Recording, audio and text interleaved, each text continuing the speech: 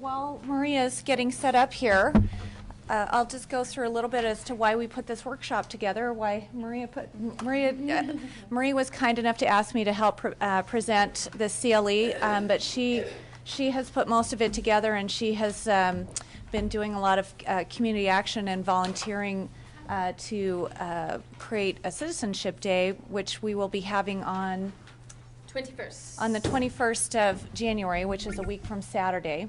And so as part of that, we're putting on this naturalization CLE and requesting that, requesting support from you who are coming to our CLE to either donate some time at the CLE or to donate some funds to the, which fund is it, dear? So the fund is the Fund for Idaho, and if you want to click through a little bit, we'll just go ahead, and maybe we should back up and do introductions. Oh, yeah, that? Okay, sorry about that. So my name is Maria Andrade. I'm a private attorney. And is this an okay place to stand for the recording? Hi, recording world. We have an office on the bench. We do all kinds of immigration law, and consider part of our mission is doing as much community service as we can in ensuring that people don't want for quality immigration services for lack of funds. And I invited Denise because she brings a really good perspective for people who haven't been engrossed in the weeds of this for most of their life. That's right.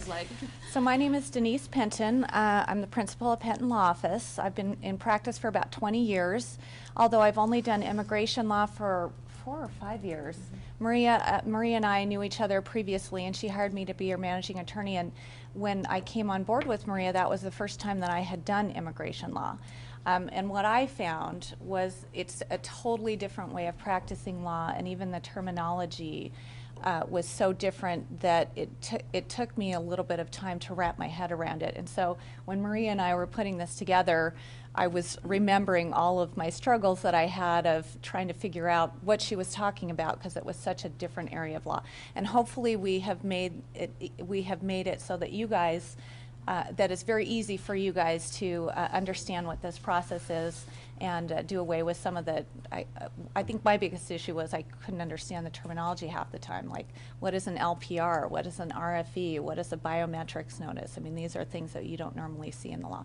So, so with that in mind. Okay, we'll get started. Yes, now we'll get started. My slides are up. So maybe what we could do is I'll click here, and if you could click on that one that controls the screen. Great. So we'll go through the agenda and objectives. I'm going to move this chair because I know I won't sit. Oh, okay. So this is, I mean, everyone always says, right, when you do some sort of CLE, they're like, we could never cover everything in the amount of time. Well, that's true here. And it's particularly true intentionally in the sense that what we would like to do is give you a framework, a kind of a bird's eye view of what it would be like to put together a naturalization application in your own office. But then we're going to have to extract from that, how are we going to do this in a workshop setting? Because my goal is both to give you some substantive information you could use in your offices, but also be kind of prepared for the very unique way in which we try and create a naturalization application from start to finish in one day, which requires chopping up different parts of the preparation.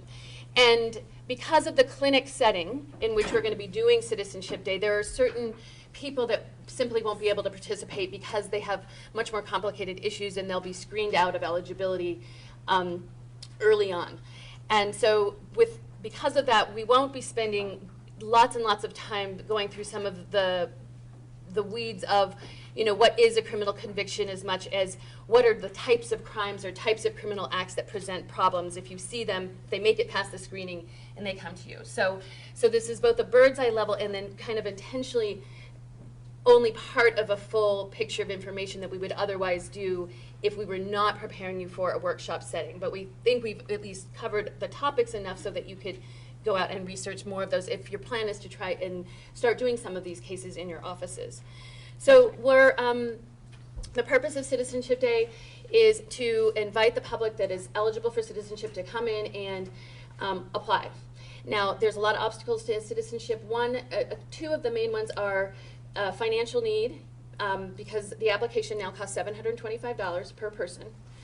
And the other is lack of information from a trusted source. So we try and bring the services to a community in a place of trust, and that is going to be at the Hispanic Cultural Center, and we're doing a lot of outreach to churches, and we're going to appear on Spanish media, on the radio, and we're doing a lot of social media within those networks so that people can come to a place of trust. We're going to go through what are the basic requirements of citizenship, what are some of the common legal issues that come up. We're going to go through how are we possibly going to do an N400 in one day, and then we're going to touch on the ethical issues that that very likely and seem to come up a lot in preparing these applications. The handouts you should have, I put this slide in. Sorry. Yeah, that's okay. So I'm sorry they came in a little different order, so if you were missing something, they'll be in the back table, but you should have the PowerPoint slide. Thank you. Oh, yeah. the N400 packet's a little booklet. Yeah. You should have a red flags list. We're going to look a lot at this. It's a one-page sheet, has these check box. I don't have that one. You don't have this. This one came in late. If you were here early, it's probably in the back right now. Then you should have a list of ethical rules. It looks like this. Should have a limited representation agreement sample. You should have a CFR stat text that says good moral character. This is the thing that tells us who is prohibited from establishing good moral character because of things you've done. You should then have a packet that has and it might be under your red flag. Sorry, we got them all together. There's a G28 form. It's called a Notice of Entry of Appearance. It's 4 pages long. That's the thing you use to tell the agency we're going to be talking with that you're the lawyer. And then you'll see something with a little number, M477, the document checklist. And the last thing you should have is an article from the American Immigration Lawyers Association's last conference called Naturalization 101. It looks like that. So I'm happy to make sure, we're going to take a break halfway through so we can go through and make sure people get materials, and we'll tell you what we're looking at when we're hitting that. Okay. So citizenship. Next slide, please. Right here? Next one. Yeah. Oh, next one from there. All right, so what is a Citizenship Day? Again, it's me and you and anybody else who wants to be there, people, concerned citizens that want to come together and provide support, people who want to apply for citizenship. Everybody there is doing so on a volunteer basis. The food we're hoping to get donated for the volunteers. And why? To help overcome obstacles to citizenship, provide support for those who want the benefits of citizenship, and because people are freaked out, which they really are. So this was our way of being able to provide some sort of support immediately to folks and let them know there's a community of people that support foreign-born populations in the state. Next slide, please. So that's the details. And the short story is what happens is there's stations when people show up at the clinic, they're going to show up and have documents with them. And we're going to receive them and say thank you for coming and tell them what's going to happen during the day. There's going to be some immediate Q&A about, let's go through the list to make sure you brought everything. And do you think that you have any, criminal convictions, or have you had any contact with law enforcement? And we'll get that screened out right away. We'll probably have a station where people are doing checks on the Idaho repository because people are embarrassed. People don't think that they had law enforcement contact if they never went to court. They don't think that counts. There are surprising things sometimes on there that genuinely you didn't know appeared. So we want to do a search there. And I think people forget too. Yeah, they truly do. So then we're going to screen them. We're going to send them to volunteers. Are going to collect biographic data that's going to be necessary for filling out the forms. And they're going to be, telling people if they need to go back home and pick up a document. And once that part's done, then we're going to send them to an attorney screening or somebody who's been at this training for screening. And so that's part of the purpose for this. There will be trained immigration attorneys there, and we'll have like a go-to attorney if you have a question. So you won't ever be left without somebody who's had more training than today. Then they're going to go to another station and they're going to fill out the forms. We're going to try and do these all online if we can. If we can't, we're going to do them by hand, old school way. And then we're going to assemble then they're going to go back for another review with an attorney to make sure everything got asked. So throughout the process, as the person's moving through the, meeting with different volunteers, we'll have certain flags you can put on the application, like I screen this is okay, but someone else look at it. I screen this okay, someone else look at it. So the last attorney will probably be somebody who's got a number of years of experience to make sure they catch anything. Then we'll send them to the mailing, packaging, assembly part. I think we just got a copier donated. That's yes, awesome. I know. So hopefully we'll be scanning them there or copying the whole application there. We're going to give them a sheet that has exactly how you fill out, how you assemble and send in the packet. And then it'll have what happens next. What happens when you get a notice for an interview? What happens if you get a notice saying you didn't have enough information? Where do I go for study materials? And that will probably be it. The interesting aspect, next slide please, of this Citizenship Day that we're quite proud of is the fact that there was a group of folks. So our office started convening community meetings right after the election, and we've been doing that every Saturday since the election. And one of the things that come out of that were different working groups. One of the working groups is legal, and that's the group that's put this on. But we've also reached out to other, this was happening all over. There were like groups of people meeting and saying like, I want to do something. I don't know what to do, but I have like this group of 12 people that meet in my living room, and we're trying to figure something out. So we've connected with some groups, so we're calling allied groups, and one of them is a group primarily of mental health and professionals and physicians, and they decided they wanted to do fundraising.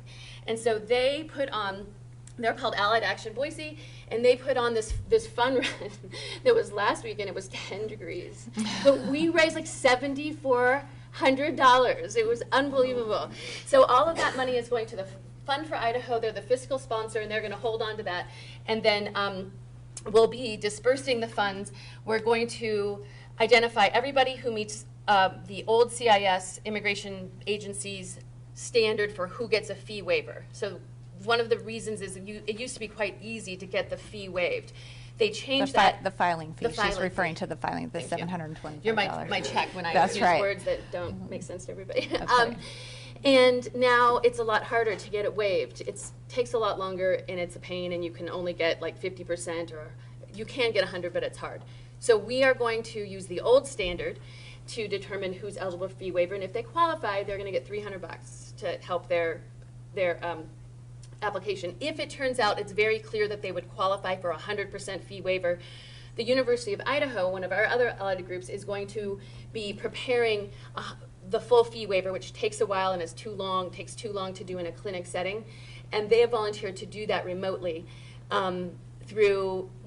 remotely and through some local students who are here working with the professor, Kate Evans, who's running the immigration law clinic. So that's really great, and we are really happy to be able to provide that.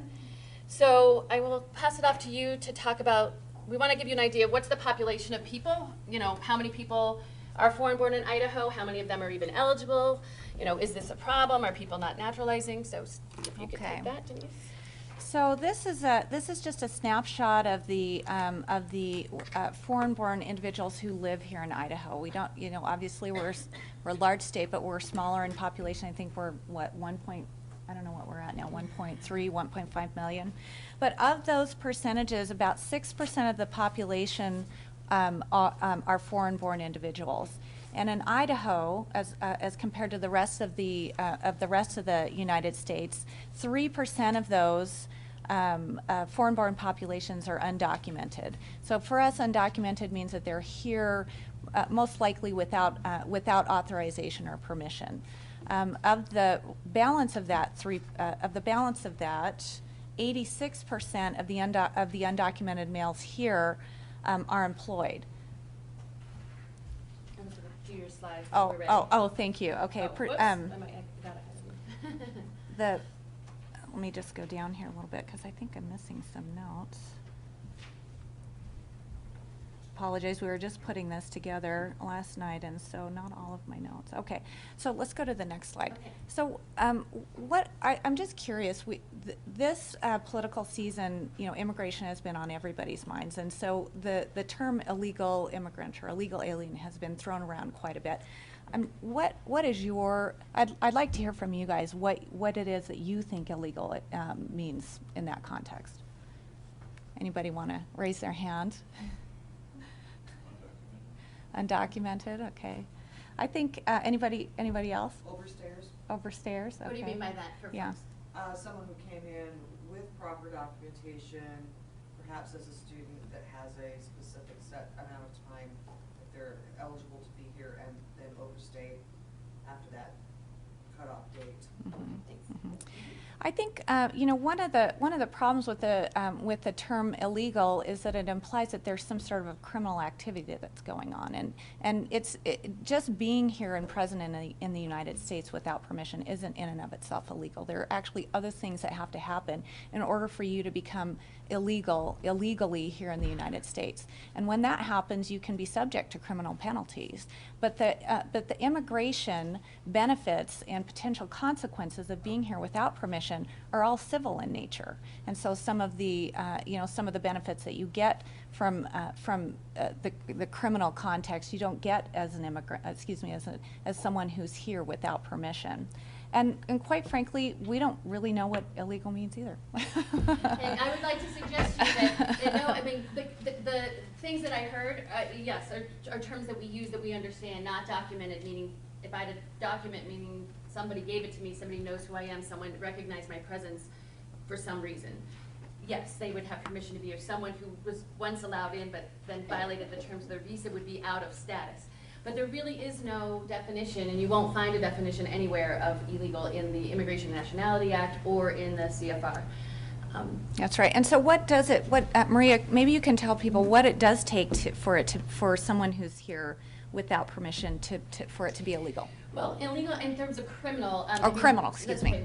Generally, you have to either observe a person entering undocumented, so that might be an element of the offense, or you would have to, let's see, the presence, you would come in, that would be unlawful entry and remaining in the United States. And so an element of the entry, and if I'm wrong on this, you can let me know, if you have somebody else, but my understanding is that you have to actually prove as an element that the person entered. Now there are convictions for unlawful entry and unlawful presence in the U.S. District Court, but those are usually by plea, and they're usually not because someone saw the person entering. It's because there is the person may have been in the country unlawfully before and been removed by a judicial order and then found in the United States again. That is called illegal re-entry, and that is a crime. That is one of the highest, most frequently prosecuted crime in the United States. It was for a number of years. I don't think it's the highest, the most common one anymore. But anyway, in that sense, sometimes when you're negotiating to get out of an illegal re-entry criminal offense, you might take a plea to unlawful entry. So that's just a little bit of context, but let's maybe move to that one. Okay, so all right, so I'm just going to back up a little bit. We've heard, an overstay, unlawfully present. These are actually kind of terms of art in the immigration world, and this is one of the things that I struggled with a little bit was why would you use terms like that? It doesn't really make sense. And just to give you a background context, when you come into the United States and you're not from here, you're not a U.S. citizen, you have to ask the government for permission to enter.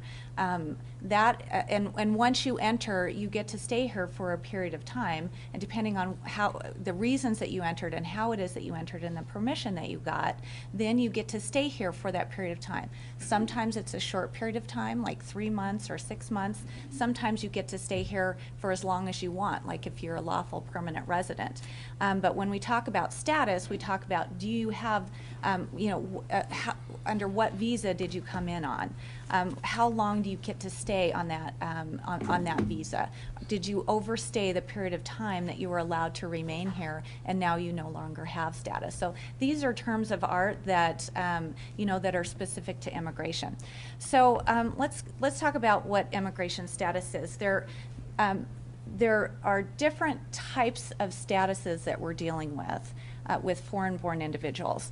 The first one is what I'm going to say undocumented. So these are I think this category is probably the category that most people would refer to as illegal. And again, that's not a well-defined term. It's not even an accurate term. But these are individuals who are really here without permission.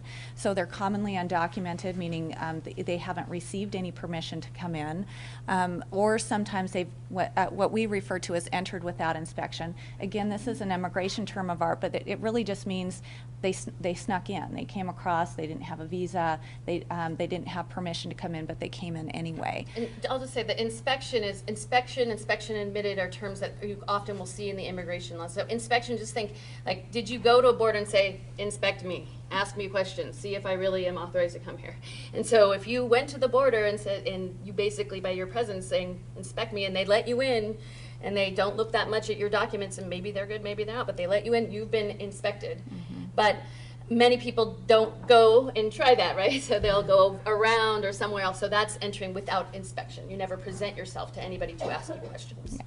And so then we have a category of people who have been given permission to come in. They had a visa, perhaps they were a student, perhaps they came in to visit some family, but they've overstayed their visa or whatever the purpose is behind them being here, like going to school.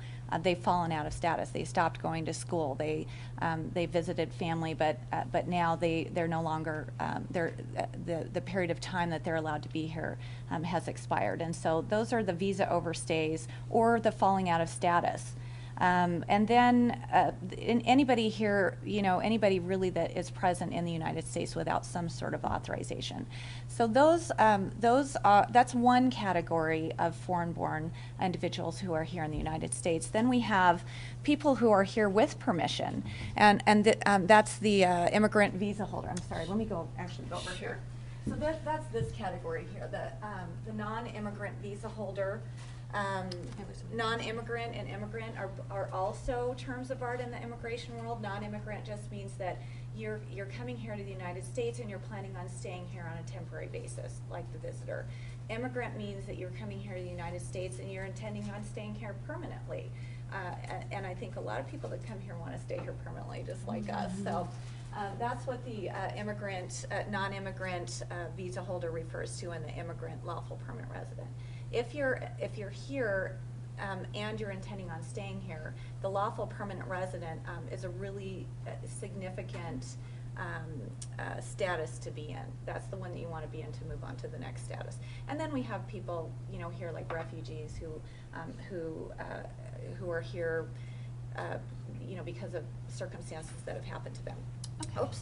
That's right. And then the last. I'll do that one. Okay. Go ahead. So the lawful permanent resident, it's important to know that not everybody can become a lawful permanent resident. Like, why don't they get in line? There isn't a line for everybody. Some people can't get in a line, so that's a little bit beyond the scope today. But let's just say that it's not as if anybody who's been here 20 years can just sign up for a lawful permanent resident. So if you have that path and you can get that path, that is a prerequisite. You must be in lawful permanent resident status for some amount of time, depending on your circumstances, before you can apply for citizenship status.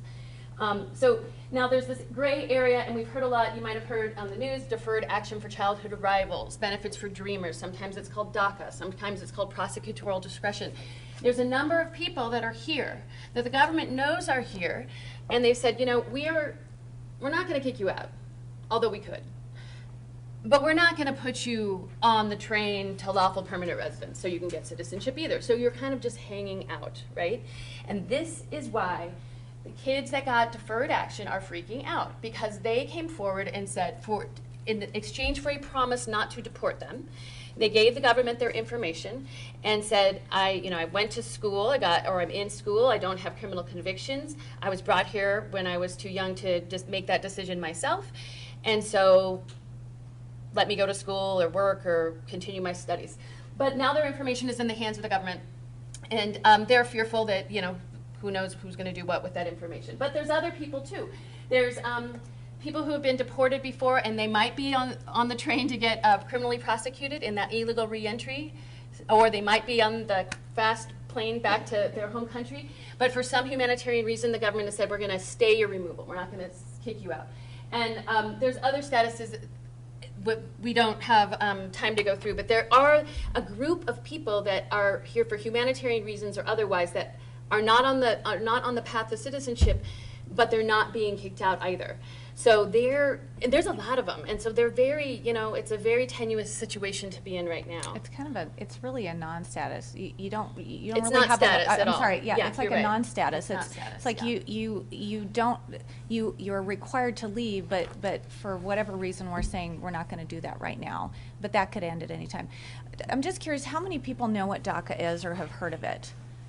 Okay, good. So everyone, just a little background. DACA was really originally. Oh, okay. You've already sorry. been here 30 minutes. Oh, It's okay. You can finish Okay. up. I was just going to say it was designed for children who were brought here very young, who had no contact or didn't have a lot of contact with their home country and were at risk at being deported or sent back, and really didn't have any frame of reference for where it was that they were going. So that was the genesis of DACA. So Okay. I'm going to kind of go quickly on the next couple. So Okay. here, I'm just highlighting that the folks that we're going to be working with are lawful permanent residents. And this is a stat you can go back and look at, but the point of this is that we have at least over 33,000 of people that can naturalize. The proportion of non-citizens that are eligible to naturalize that are doing so in Idaho are doing so at a much slower rate than they are nationally. I have ideas about why that may be. I think it has to do with, being a smaller state with less supportive resources, that's less diverse, so people are more insular. There's a lot of our non-citizen population works in lower wage economies, so financially it's difficult. But we want to try and address that problem. So I would like to go quickly through some of the things before we get to legal framework, which I think Denise will handle. Yeah. Yes?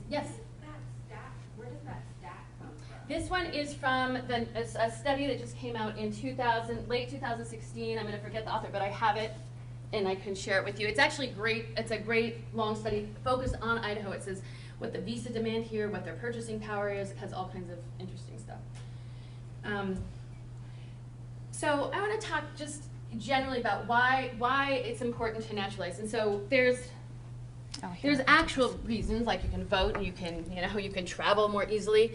But if we want to talk about it in categories, I think we can talk about it gives people stability. So you're not thinking that you could be deported at any time, because a lawful permanent resident, whether you've been here 1 year, 5 years, or 20 years, is still subject to deportation. You might have an easier time fighting if you've been here 20 years, but it doesn't mean you're scot-free after a number of years. You're always vulnerable to being deported. So it's good for stability. Once you become a citizen, you can ask for more people to be put in the line to get a visa. When you're a lawful permanent resident, you can ask only for your spouse or your child. When you're a citizen, you can also ask to bring over your brother or your parent. So it helps family cohesion. Your purchasing power goes up significantly. And you have increased educational and economic opportunities. Can you go forward a little bit? Yeah. So, and just sort of as a trend, and this won't surprise probably anybody, is over the last 15, 20 years, like the number of rights, whether it's how strong of a claim do you have to fight an illegal search, or for somebody to use hearsay evidence in an immigration court, or whether or not you have the right to appeal your denial from an immigration judge all the way to a actual Article III court, the Court of Appeals of to the Ninth Circuit. Those rights have eroded and eroded and eroded over time. And at the same time, what's gotten bigger are the things for which you can be deported. So you will have a client who's got their LPR maybe 20 years ago, and at year 25, they had an offense that was not deportable at the time. And now, today, that offense is a deportable offense. There is no absolute prohibition against retroactive laws. There's no real prohibition about ex post facto laws. So you can become deportable for something you did a long time ago that was not, that would not have made you deportable at the time. There are some exceptions. There's definitely litigation every time they do it, but there are plenty of adverse consequences you suffer for conduct you did a long time ago that you had no notice that you might suffer. So those are like some of the general reasons. And I think probably these, let's go through, because these are the real like nuts and bolts, right? benefits, There are obviously great benefits to naturalizing. You get to vote, which prompts a lot of people to, especially with the elections this season. That's prompted a lot of people to move on to become citizens.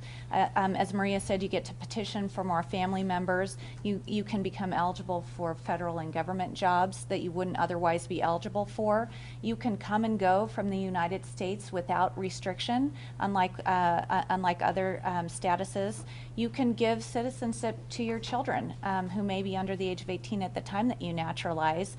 And again, you get a sense of empowerment. You are empowered yourself now that you know that your government the government that you have adopted can no longer kick you out. Great. I'm going to suggest maybe that we just identify these. Oh, yeah, and okay. then, yeah, because we are. Okay. So there are 3 federal agencies. Here, I'll let you deal with Oh, okay. There are 3 federal agencies that deal with immigration. The first one is the U.S. Department of Homeland Security.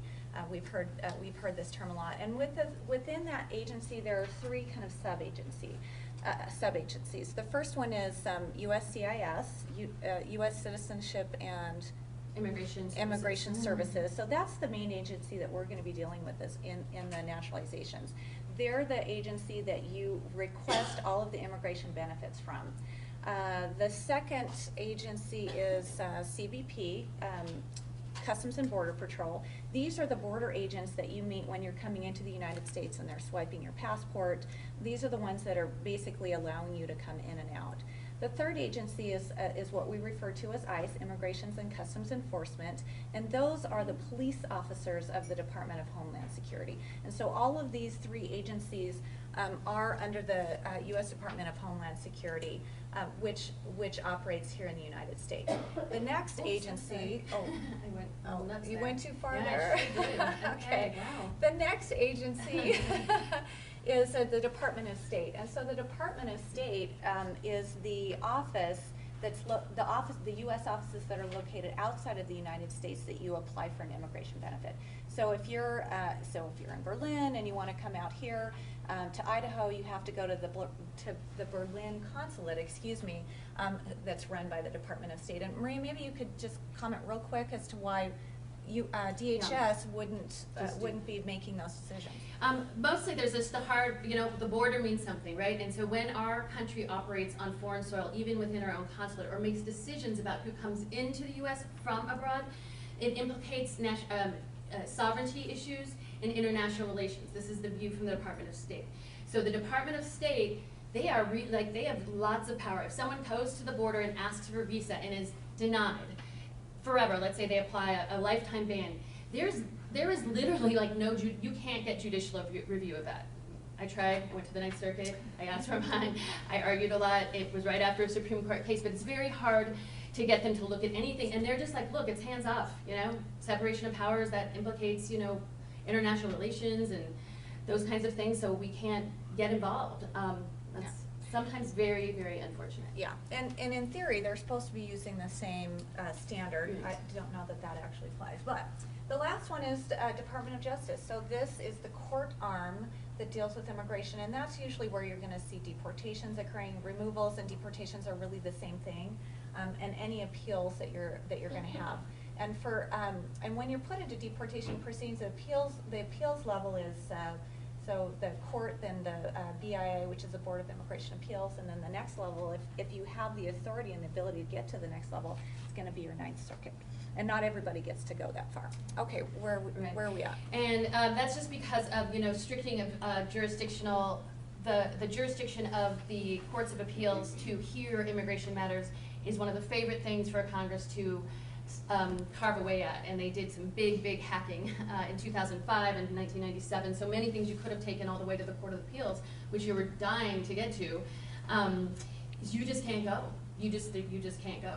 So you have to find a legal or constitutional issue in most cases in order to go. If you want if it's a discretionary decision that you're fighting, if there's a big element of discretion, it's very unlikely that the Court of Appeals will assert jurisdiction over your case.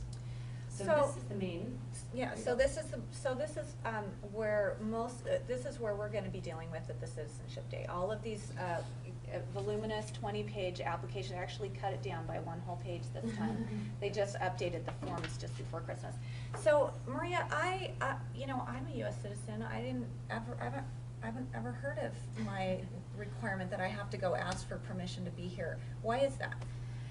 Well, because you have 3 ways to get citizenship. You can get there by soil, by land, by blood, or by paper. So let's go through what I mean by that. I'm going to try and run through it real quick. Oh, do you want me to do it? I'm or- fine here. Oh, yes. okay. So right of soil, jus soli. I don't know how to say that. Maybe that's right. Maybe it's not. Basically, this is what we call you get citizenship because you were born in the U.S. It's sometimes called constitutional citizenship because it's in the Constitution where it conveys that citizenship by place of birth. It's also called birthright citizenship.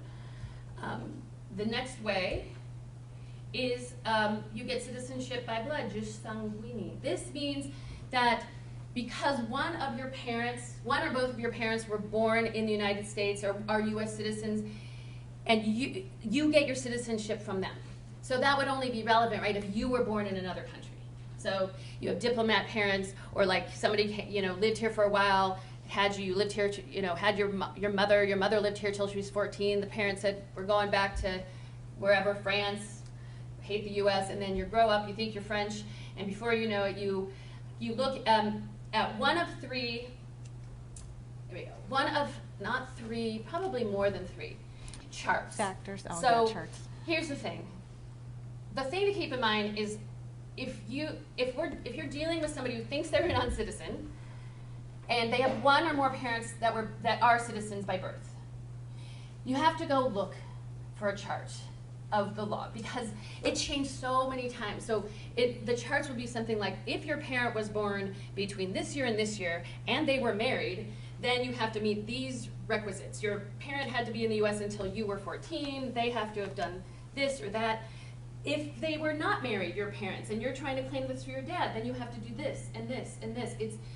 It's not difficult legally. It's tedious factually, and you have to just follow. So the point is just, if you see a parent born in the U.S., you need to stop, grab a chart, and pretty quickly you can figure it out. Most generally, the parent that you're claiming, the parent from whom you're saying, I derive citizenship, or you wish to claim you have derived citizenship, had to have lived in the United States for some amount of time after the birth. At least, like, I think 3 years might be the limit. So that's one clue, but that is by birth. Now, the last way, and so the capture, if you want to open the N400, if you look at part 6, it'll say information about your parents. That's where, when you're filling out the application or when you're doing the review, you're going to look at that and say, is there anything on there that discloses that my parent was born, that one of the parents of this individual was born in the U.S.? Okay, so that's where you're going to be looking, and you make a little note there, might already be a citizen. All right. Maria? Yes. So born in the U.S., not someone who was sort of the citizenship by blood, like born in Europe to American parents. Yes. That's okay too. Well, that's Well, blood. there- Yeah. Right, but for if that parent is, if their citizenship is blood. Yes, you can have a double derivative, just which wanted is to- super exciting if that ever happens. I'm telling you, it is very exciting. Okay, so Let us know if you I don't find know why that. this is backwards. I'm putting it all up. Oh, Okay, the last blood one. I would like you to go back and read. There's something called the Child Citizenship Act, and this is pretty common to find a citizen. I was in a detention center where were we? I was with you, dear. After you do it. In Artesia, New Mexico, and they were detaining a U.S. citizen, and we knew this by asking her 3 questions. 1, is one of your parents a citizenship? Yes, my mom naturalized. Great. How old were you when how old were you when she naturalized? I was 16. And were you living with her at the time? Yes. And it turned out that she actually had lawful permanent residence. Let's just assume she was in detention for some crazy reason. But if you can meet 3 requirements, at age 18 or under, one of my parents naturalized, at a time when I had legal residence, and I was living with that parent. By operation of law, you are a citizen. You don't apply for naturalization, you apply for a passport. And now there's an effective date that is February, I'm going to say February 27, 2001. 2001. It's not retroactive. So if you met all those requirements before that date and you turned 19, you know, by the effective date, like you don't get the benefit. But again, the white flag, this is the rare white flag. Again, we're looking for naturalized parents when the LPR, because all the people we're going to be seeing are LPRs, was under 18.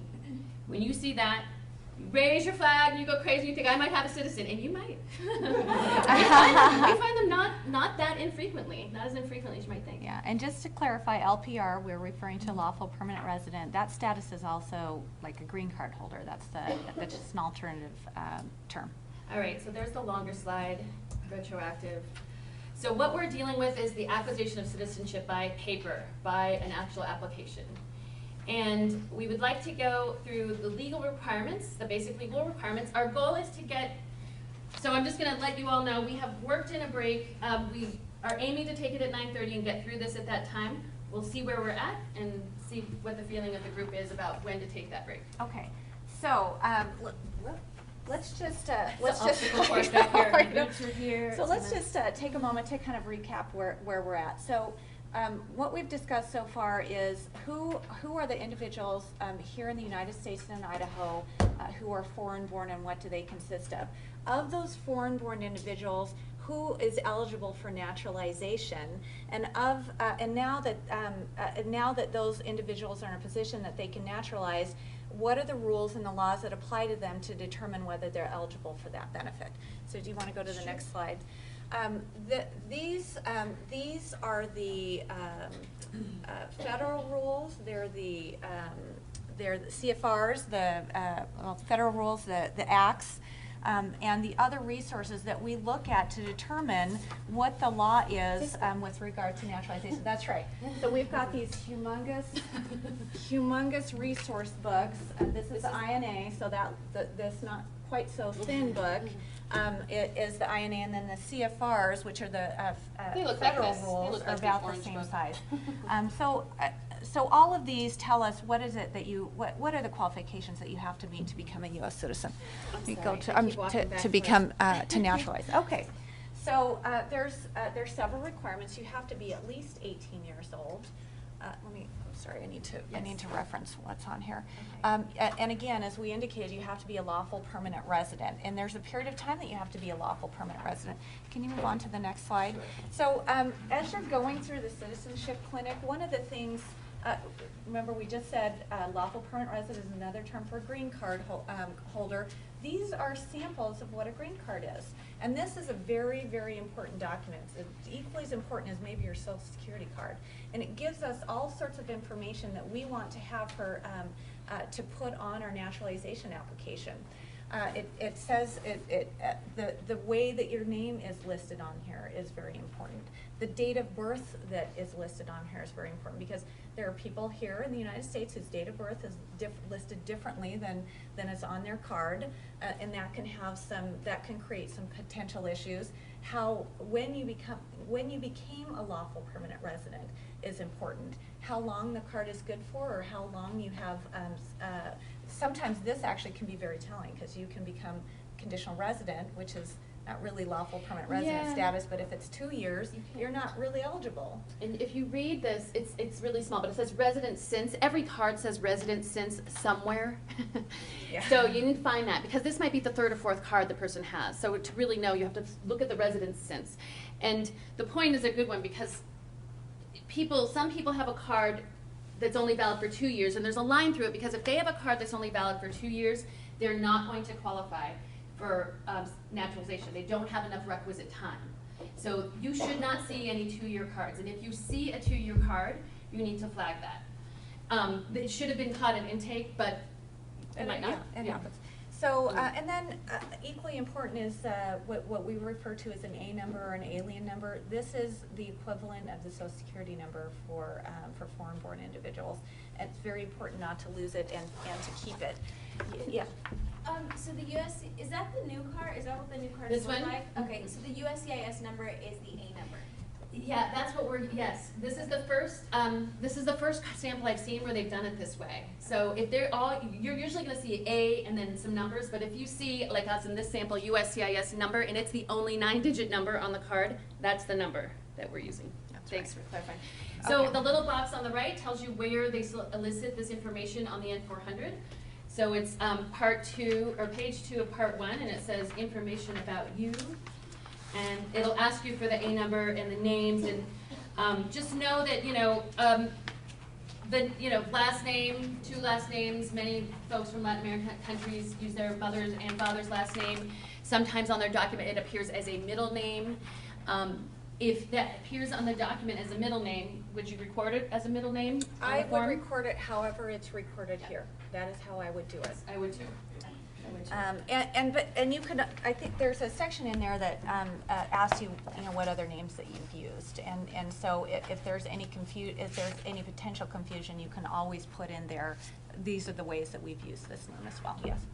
This should say actually part 1. Sorry, Oh. page 2, part 1, Okay. or part 2. So if you have a form that has first, middle, and last categories, that's where it becomes confusing for me, Mhm. or I used to work in banking, and the formal name would get mixed up because of the maiden name issues and Mhm. the mother's maiden name issues. Happens all the time. And Yeah. so, would you put both names in the last name field? However it's listed here. I mean, But if you I. can't tell, can you? Well, here you can't, but there. It's a W. Yeah, what I see, yeah, so in this case, the given name Is test. is test W. Okay. It doesn't indicate middle, but what I've seen sometimes are the 2 last names listed together as the, as the last name. So they may have used it in another setting as a middle name, but here you're gonna put what's on the green card. I'm nearly certain by the time they're getting to being able to apply for citizenship, they have settled on a way that they're just gonna put their name. They're like, my middle name is Vasquez, that's just what I'm gonna do. It should be Maria Vasquez Andrade, but I'm just gonna be Maria Vasquez. So people have a strong sense of what their U.S. way of writing their name is, and you should go with that, but it should never be different. If they really want it to be different than this card, we're not gonna deal with those kinds of cases in the clinic. You can flag and say, that's great, it's beyond the scope. If you wanna consult with a lawyer, go talk to the go-to attorney, and we'll see if there's a referral for you. The form has a question if you want to change your legal Good name. question. So you could write it, because it also asks how is it exactly on your LPR Mhm. card. So you could write it like that, but then you could check that box and write how the person That's wants right. to do it, right? Yeah, so, and I feel like if it's not like I got married situation, where it's a whole new last name and you have to document that's okay. Because they know, the agency knows that they do this. Mhm. So I would say that, if they wanted to say like, I really do want to have the hyphenated name on my citizenship application, I think you could do that. I would flag and just make sure you get one more set of eyes on it before you approve it, or flag it for the last review. Yeah. So that we can see it. And we'll talk about what happens when you change your name a little bit later. Right now, we're still talking about the general requirements. So go up, just go back once. Okay, this one? Yeah, one more. One more? Okay. Oh. Yeah. Oh, yeah, again, so we start with you have to be at least 18, you have to be a lawful permanent resident. Now you can move on, Jerry. Okay, sure. Okay. You also have to have been in the United States. I'm gonna move my Okay. bag so you don't. So you bump have to have been a anymore. lawful permanent resident for 5 years. Now, there are some exceptions to that. If you became a lawful permanent resident because you married a U.S. citizen, and your spouse is a U.S. citizen, and you're still married to that spouse, then you can then you're eligible to naturalize in 3 years. But generally speaking, the general rule is going to be 5 years. You have to have been physically present in the United States for that 5 year, for at least 1/2 of that 5 years. So one of the issues that pops, or this 1/2 of the 3 years. So one of the issues that pops up with regard to that, and this is why this is a potential red flag, quite frankly, is if you're outside of the United States for 6 months or more, then that breaks the ability of you to be able to apply for citizenship. It's called continuous, the term is called continuous, I think residence or presence. presence. No, that one's residence, and then there's So- physical presence. Physical presence, okay, that's right. Again, these are terms of art, and they're so close, it's easy to get them confused. But continuously here for 3 or 5 years, depending on how you got your status, your LPR status, and physically present for at least 1/2 of that. And so if you've been out for more than 6 months, you could potentially actually, not only are you ineligible to become a citizen, but you could actually potentially lose your status as a lawful permanent resident. Because there's a presumption that if you're out of the country for more than 6 months, that you don't intend to stay here on a permanent basis. So they want to make sure that you have good ties. And just to distinguish, so does one of these mean my body has to be here, or is it more like I reside here, but I can go and come back and visit, but this is my home? Is there a difference? One of them means that you can go anywhere. The other one means that you physically have to be in the United States, boots on the ground, for 1/2 of that. And So that's what that's this, here. physically in the United States for 1/2 of that time. So if we think of, I'm sorry, Is physically continuous? no. Physically present No. in the United As long States. as you have those 3 years. That's right, they could be in chunks. Okay. So you add up the chunks of your days here for half to get half of 3 or half of 5. And in that, you can count the time, let's see. And I am eligible for citizenship based on my 5 years of having lawful permanent residence continuously present, because in that time I haven't disrupted, or what we call broken presence. If I just left for like 5 days up to vacation and came back, I didn't disrupt my continuous residence. Let's think of it like what the residence. Continuous presence. Yeah, think of it like what you would need to maintain like residency as a legal concept, right? For like where you file taxes or where you can get in-state tuition. Think of, and of course we wouldn't say you can't get in-state tuition as a Idaho resident because you went on vacation for a week. That doesn't change the nature of your attachment to this being your home. That's what the 3 is about. This is just in the aggregate of all of the time that you have had your status. And this one is It's really preceding your application. This is preceding your application. so 5 years before. Is this making sense? So you could be a No? Okay. So, Well, let me clarify. okay.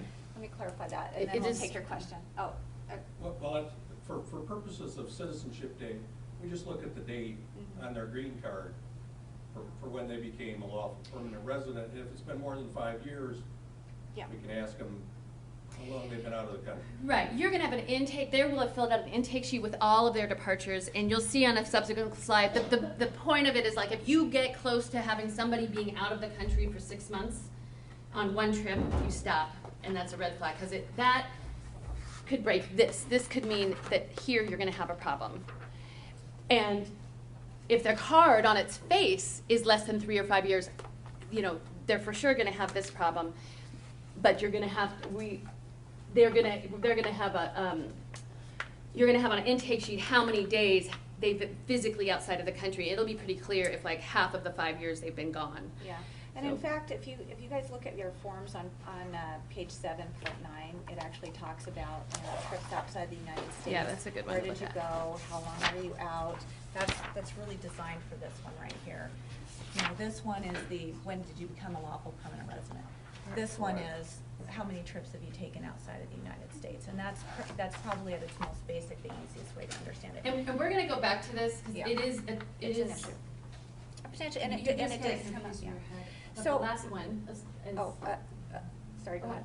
So if an individual has resided in the U.S. for 5 years, they've established that law. As a lawful permanent resident. As a lawful permanent resident, and then they're out of the country for 7 months after they've got the block, so in year 7, year 8, they leave for 8 months. Is that an issue, or have they established through that 5-year period? No, it's an issue. It is. It's an issue here. Yeah. So even if you met the 5 years. That's right. 10 years, 15 years, anything beyond 6 months can present a problem. Yes. Yeah, Yes, that's the bottom line. If it happened Yes. within 5 years of applying for naturalization. So I'm Okay. applying today. Got it. Last Yeah. month, last month I just got back from a 7-month trip outside of the United States. That's a problem. Yeah. Okay. So Maria, I just moved to Idaho. I'd love to apply for citizenship at your Citizenship Day. Do I get to? You don't, unfortunately. And Oh. this is one that's easy to forget. We have forgotten this before. We're like, oh my God, that person just moved here. They actually have to they have to be here for 3 months and then you can apply. So if you just move from another state, you can't just apply immediately. Yeah, but that's an easy one to miss. This is venue. It's like, you know, when you come to Idaho and you want to get divorced, you only have to be here for 6 months, or 6 weeks to get divorced. Okay. I just went to the next slide. Okay, thank you. So, 18, lawful permanent resident for 5 years, physically present in the United States for 1/2 of that, physically in the jurisdiction for 3 months. You also have to possess what we call good moral character. What is good moral character, Maria? I'd love to say this. I have no idea. Here, the official legal definition is something like an act or crime of dishonesty, or something vile and depraved and against the mores in which we expect our fellow man to treat each other. That's literally what it says.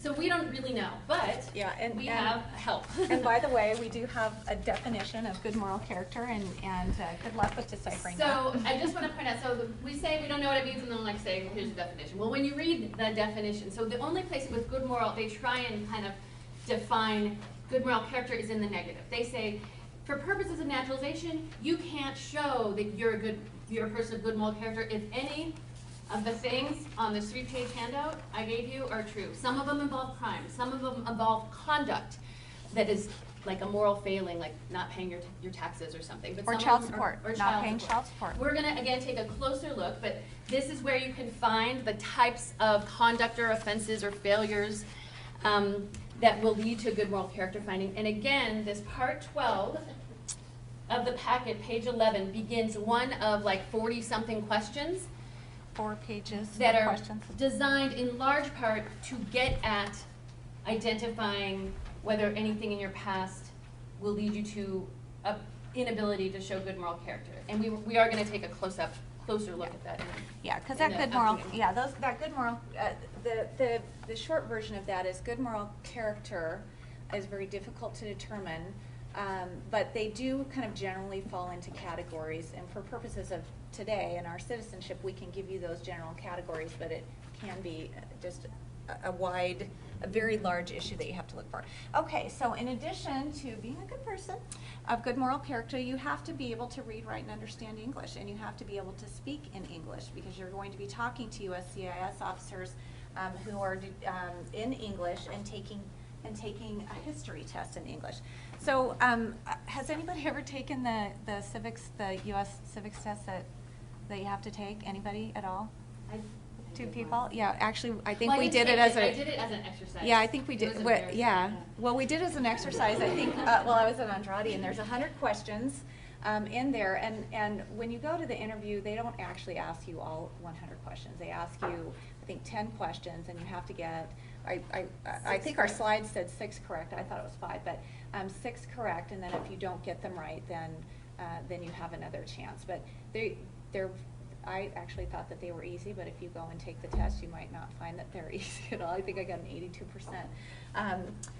But you have to do it in English, and but there are some waivers for that. So those are the general legal requirements, the very basic ones that we're going to start looking at in order to determine whether or not you're eligible for citizenship. Anna, in the back, I have more materials, but you might hold up. There's like a, oh, it's in front of you, Maritza. If you want to hold that up, I have more of these if you're interested. This is a little study guide that says, and I got that from CIS. And then can you hold up the bigger one? The bigger one is actually I think it's got a CD in there as well. So if you're interested to know what somebody has to pass and what the level of English is, I have more of those in the car. I'm saving them for Citizenship Day, but if you're interested, please take one. They're happy to give me more. So. And those actually are all on the USCIS website as well, and they have it in other languages. So we're at 9:30. I know. Which is surprising that we got here on time. Let's do this one quickly, because I think this happens a lot. I mean, when you did, oh, yeah. So long time LPRs, people have been here 20 years, 30 years. There are people that will come in that has just never, for whatever reason, they didn't naturalize until now. It is very hard for people to learn languages. at an advanced age, particularly if your population is not, hasn't had a Literate. lot of formal Yeah. education. Many of the applicants, they never really mastered reading and writing in their own language. So it makes it really difficult. Unfortunately, unless you have been a lawful permanent resident for at least 15 years, then you're going to have to take it in English, and you're going to have to take mostly the whole test. Unless you can get a doctor to say you can't learn because of a cognitive problem. And being elderly and illiterate is not a cognitive problem. A disability. We've been fighting a lot with CAS about medical waivers. They've gotten better.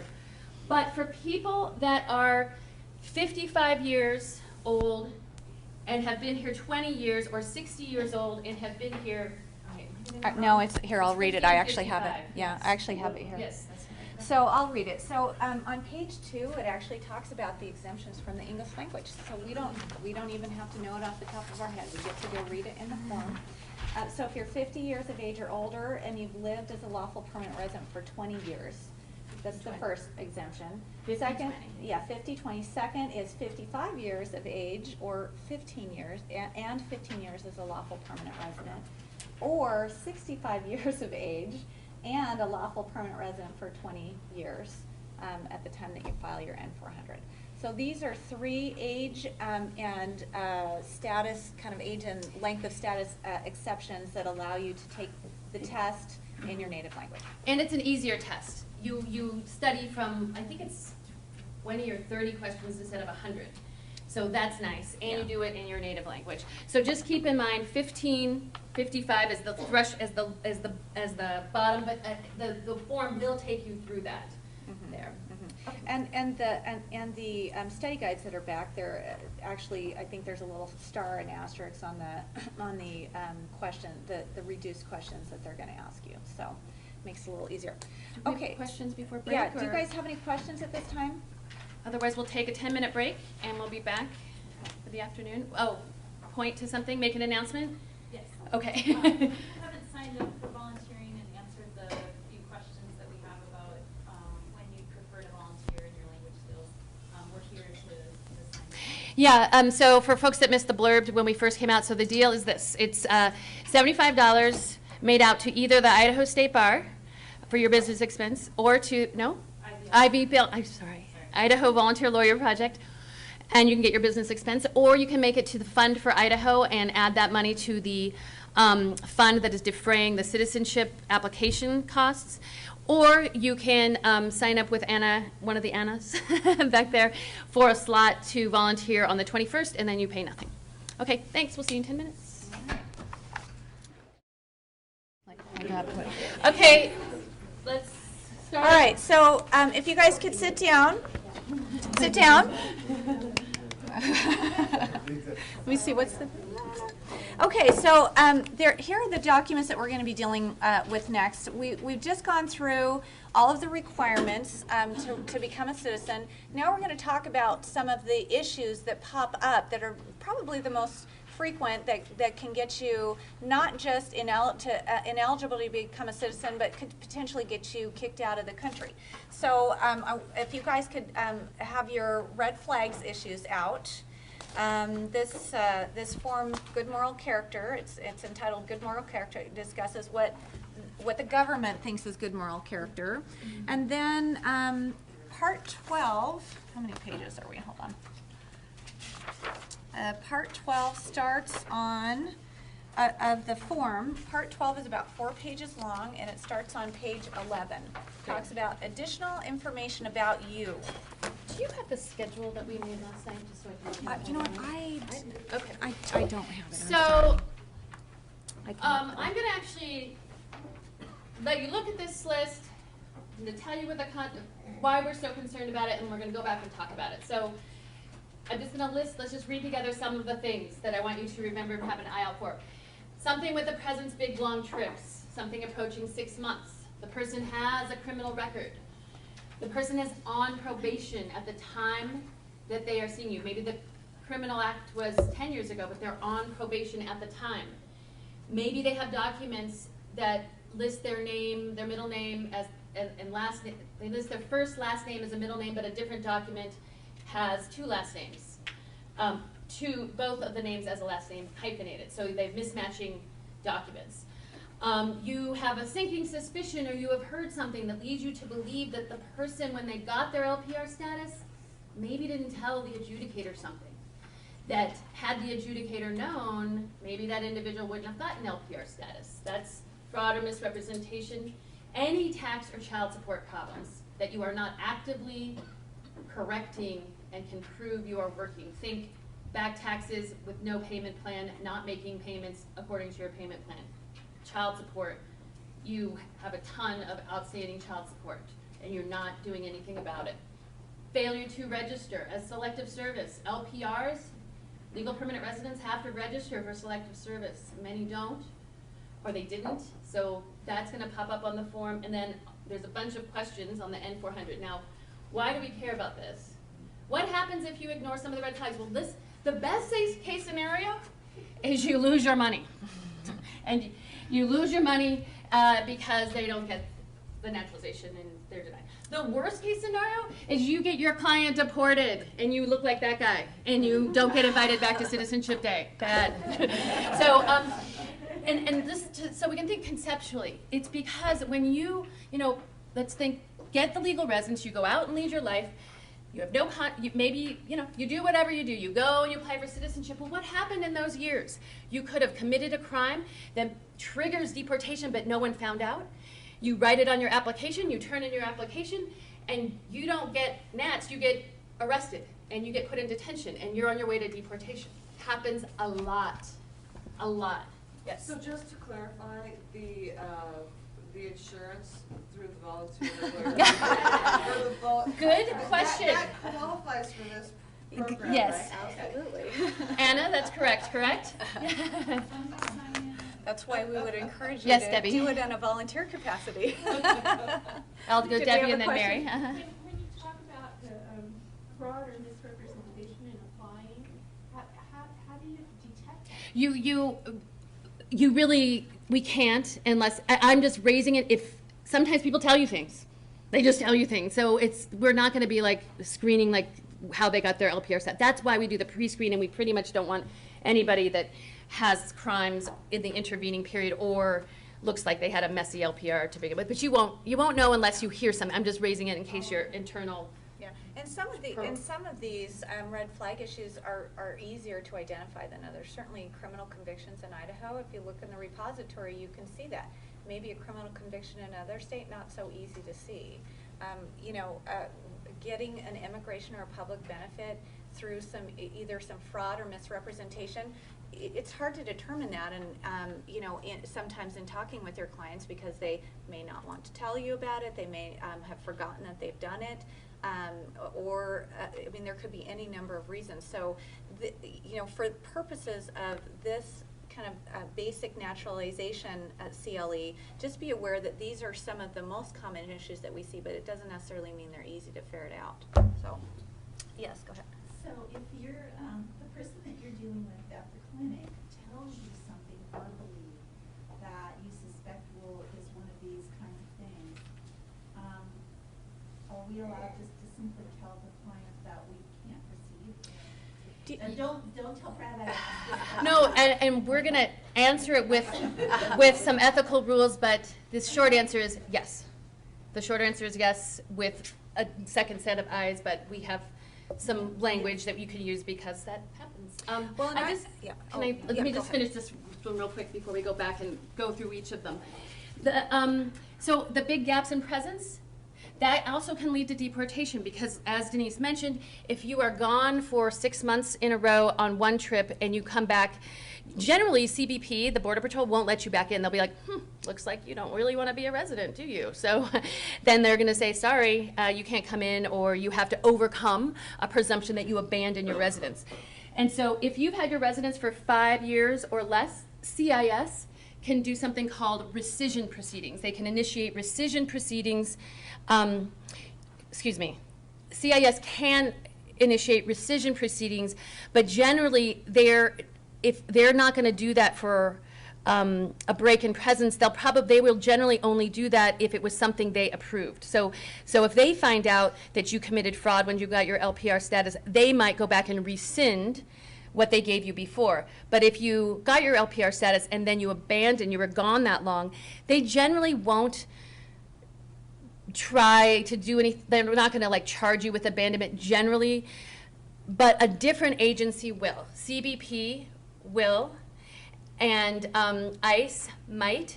So the way that works is they'll just simply send you a charging document that says, it looks like you abandoned your residence, so now you have to appear in court and explain how you're going to overcome a presumption that you didn't intend to abandon your residence. So when we say the best of the worst is you're denied NATS, and the worst of the worst is you invite deportation proceedings, it's related both to continuous presence and to crimes.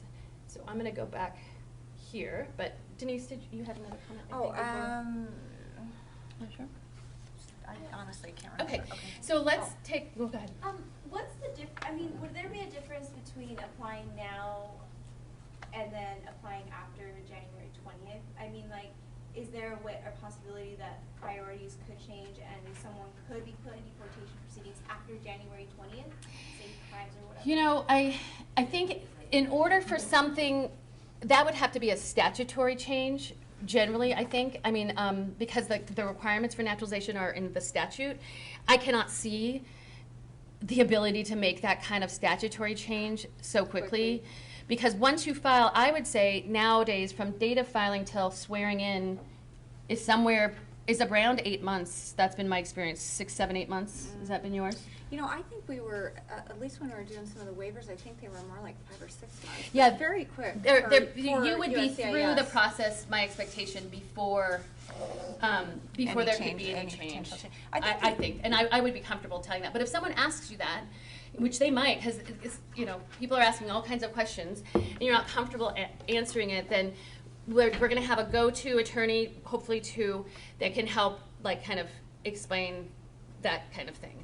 I think also conceptually, you know, part of the reason that we're doing this is because so many people are concerned with the potential changes to the immigration laws, but there are so many other things that are easier to kind of for the government to target as far that, you know, that kind of have more sensationalism than the naturalization qualifications. And so I would say if you're qualified for naturalization, you're in of the people that are the most concerned, you're probably in the best position of all of them, unless of course you have a red flag.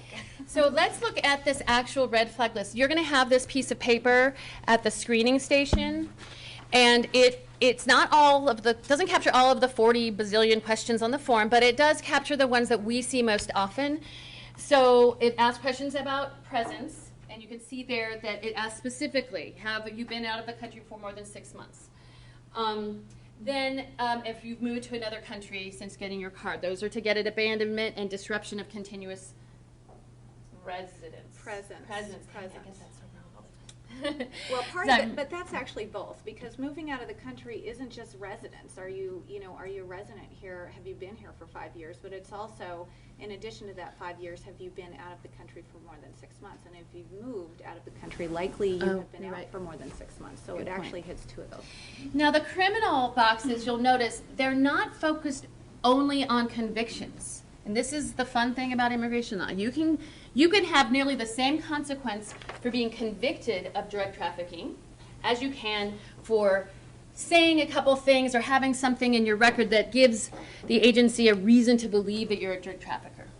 Or, yes, or you can, it doesn't matter if you are not convicted for the petty theft. If you admit, if you say, yes, I stole a hat at Walmart, but I wasn't convicted, you must answer yes to the question that says, have you committed a criminal act and not been caught? Hard concept. The best we can do, like, we can't read people's minds, right? The best you can do is explain the question. And they're like, no, I haven't been caught. I'm like, listen to my question. The question is, and I literally say, I'm like, did you commit a crime that you got away with and no one knows about? Nope, didn't do it. I'm like, okay. So so it's very broad. So the criminal boxes, have you been arrested for, charged with, convicted of, or have admitted committing a crime? Have you been a drug abuser or addict? Because they'll ask that on the form. Are you a drug abuser? Are you a drug addict? Or does CIS have a reason to believe you're a drug trafficker? And just to comment, you know, these questions aren't posed to you in the last 5 years, have you done this? These questions right. are posed, have you ever done this? Ever in your life, whether inside the United States or outside the United States? And there's, one of the things that is made clear by this handout, okay, for good moral character, it says, look, we only really need you to have good moral character for the 3 or 5 years that you're claiming as your qualifying LPR time. But we can look at any time we want. You must have, as a matter of statute, good moral character for the requisite time, of the LPR time you are basing your application on, the 3 or 5. But that doesn't mean that they can't look at everything else. So the way that this reads, it's like, well, we can still look at things you did before, and if in the last 3 or 5 years we're not convinced that you're fully rehabilitated, then we can consider what happened at any time. I think, you know, here would be a good example of that, by the way. Let's say that you're in your early 20s, you're a drinker in a party and potentially a habitual drunkard, and so you racked up a whole bunch of DUIs and DWPs. Then at some point in your 30s, you cleaned yourself up. Into your 40s, you've had a couple more DUIs, but you're not quite as bad as in your 20s. So if one of those DUIs was in the last 5 years, the DUI in and of itself may not disqualify you from becoming a U.S. citizen. But what they can say is, you look like you have a drinking problem, and it looks like it's been quite a bit of time that you've had a drinking problem. And so even though this particular DUI doesn't disqualify you, all this other stuff makes it look like you have a habitual drinking problem. And so that's one of the, I mean, it's a simplistic example, but it is an example of how that can happen. And so you're like, well, how am I going to get all this information? One of the early stations for when we're working through Citizenship Day is going to be people at a computer running Idaho repository checks. Mm-hmm. It's just the only way we can know for sure. I mean, we will ask people whether they've had contact with law enforcement and if they would like to verify that they have or haven't, and then see what comes up. So hopefully, by the time you're getting to screening, it's either very, very obvious they don't qualify, or they've already been told that this is not the right clinic for them. So we're hopeful that you won't see people with convictions. No, as a general matter, regulatory offenses, speeding, no insurance, no license, DUI, 1, those are generally not indicia of bad moral character because they are regulatory. Bad moral character is something that's supposed to be like inherent to the crime: child abuse, domestic violence, lying, fraud, misrepresentation, those kinds of things. Obstruction, assault on a police officer, think of special people that are entitled to special protection. We don't want people assaulting officers. We don't want people interfering with officers' discharge of duty. So while simple battery is not necessarily a moral turpitude crime, battery against an officer, battery against a care provider, battery against a fireman, government official, may be because of the status of the individual. So again, we will have attorneys you can go to, but know that that's there. And just sure, a quick comment, for purposes of the citizenship clinic, we wanted, you know, we don't want to send people through that are, you know, even close to that border. That's not what our goal is. If somebody's if we even think somebody's close to that border, this is not the venue for them. They really need to go and talk with an attorney to determine, to get into the weeds of their situation so that we can say, yes, you qualify. The ones that we want are the very simple, easy ones that we can get through in a day, not have to put them into a position where there's potential issues out there. The other thing, so let's look at the probation. So this list, when you read the CFR, you'll see it says, you know, if your crime was outside the good moral character period and you're still on probation, it's not a per se denial, but we will not approve any application while you're on probation. So it's sort of like, unless you're getting off probation tomorrow, you know, then it makes no sense to apply. And quite frankly, we like to build in unless the person really, really, really wants to nats and they're like, I don't care if I lose the money if I get denied. We generally try and have like at least like a year in between the good moral character period and the last criminal offense and when you're released from probation. Yeah. Generally, but we're not going to pose those rules. I think it's up to people. If they want to apply, then they should apply if they're eligible. But we will try and screen out anybody on actual probation that they should they should have been screened out and they will not be able to proceed. And I think that on probation, it doesn't just apply to crimes that would get you disqualified for good moral character. It's just probation period. So if you're Yes, driving without thank a you. That's license and true. you're on, which That's is right. really probably one of the most minor misdemeanor offenses that you can be charged with. Not that it's minor to be charged with a misdemeanor, and you're on probation for a year, you're not going to qualify, or they're not going to give it to you. So. No, that's a great point. I'm glad you made it. So I wanted to also point out that, so selective service. So many people don't, they're like, oh, I never registered. I just want to point out that it's forgiven like routinely. You write a letter and you say, I'm really sorry, I didn't know, and generally it's solvable. So we are working on having a selective service letter that's ready to go at the Citizenship Day because it's just so prevalent, and it's, I don't know any time it's been denied that you've been dinged for not, for not registering with the letter says, I'm sorry, I didn't know, nobody in my family had been legal at the time, and, but if I were eligible today and I wasn't over whatever the age is to register, I would. It's like I would, 18 to Yeah, 26. I would register tomorrow, yes. Yeah. But would you go ahead and help them complete Yeah. the forms Yeah. while filling that one out as Yeah. well? Yeah. Or send them back for another? No, what we'll probably do is, so at the last station, when they do the final attorney review, we'll be like, okay, it looks like you need this letter to go with your packet, and they'll go to the mailing packaging, and they're going to get instructions that'll say, when you put it together, we're going to try and actually put it together with them, with the final letter put on there.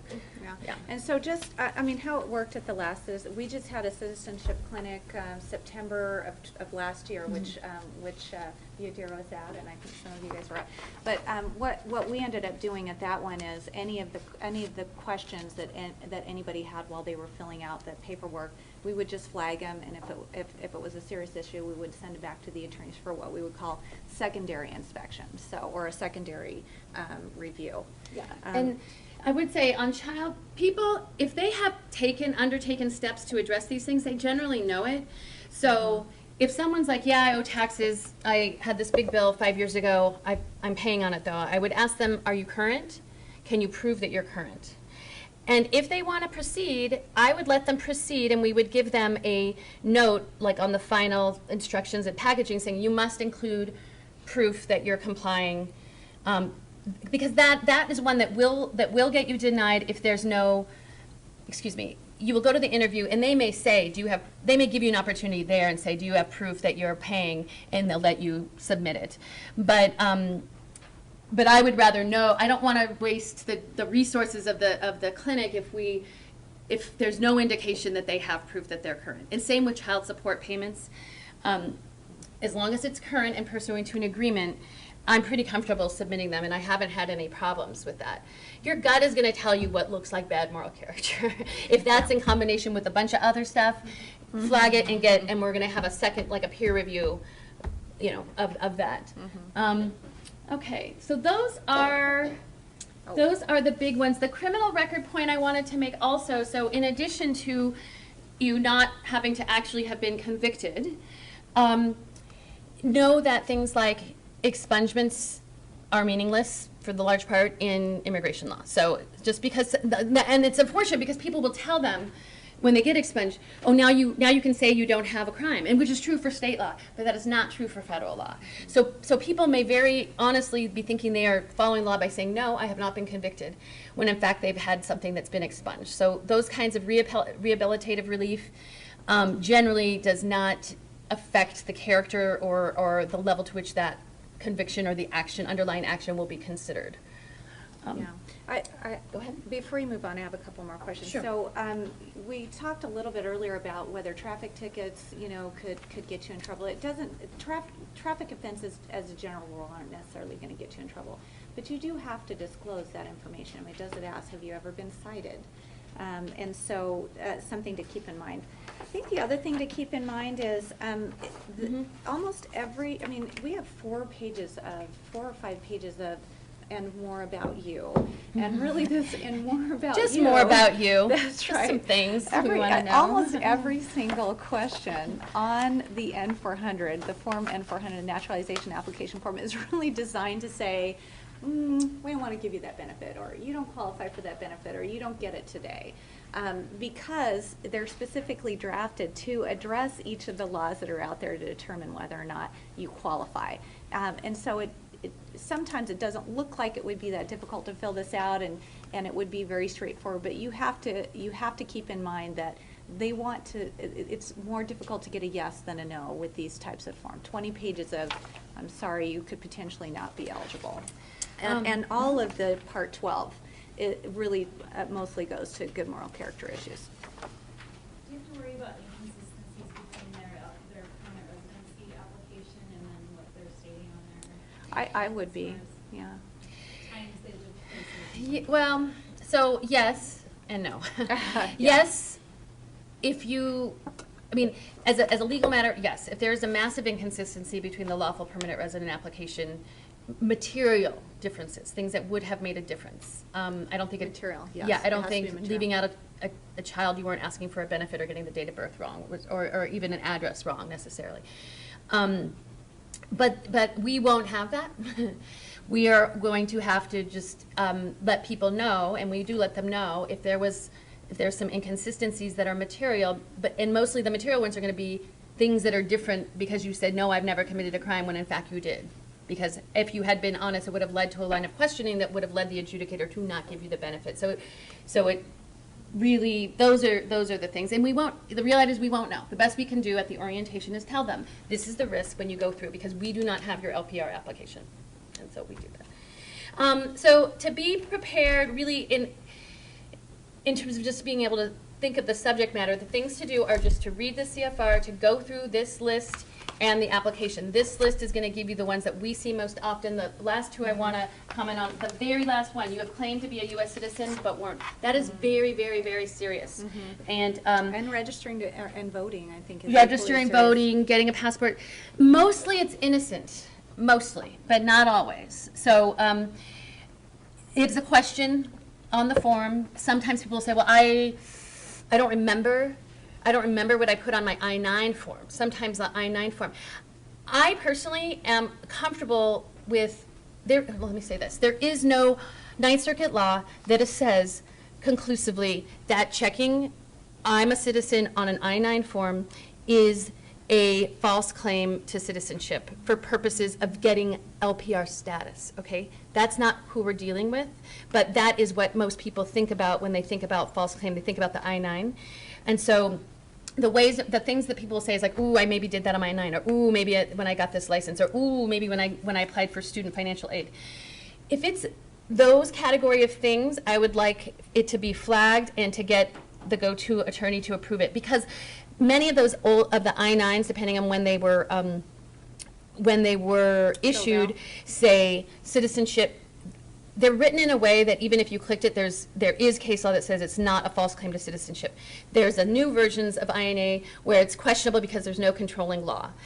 There are very strong arguments that working is not the kind of direct immigration benefit that was contemplated by the Immigration and Nationality Act when they said making a false claim to U.S. citizenship to achieve the immigration benefit is prohibited. Last, it's mostly a thing, but it's a big thing, but it's mostly a big thing for people when they're knocking on the door of the U.S. to come in either from abroad or if they are when they got their legal residence. That's mostly when that declaration has the most serious consequences. But just know that it's something that immigration is interested in, and so if someone says, yeah, I think I may have it this or that, financial aid has not, I'm not aware of any decision, and I know locally that they've not found that to be a false claim.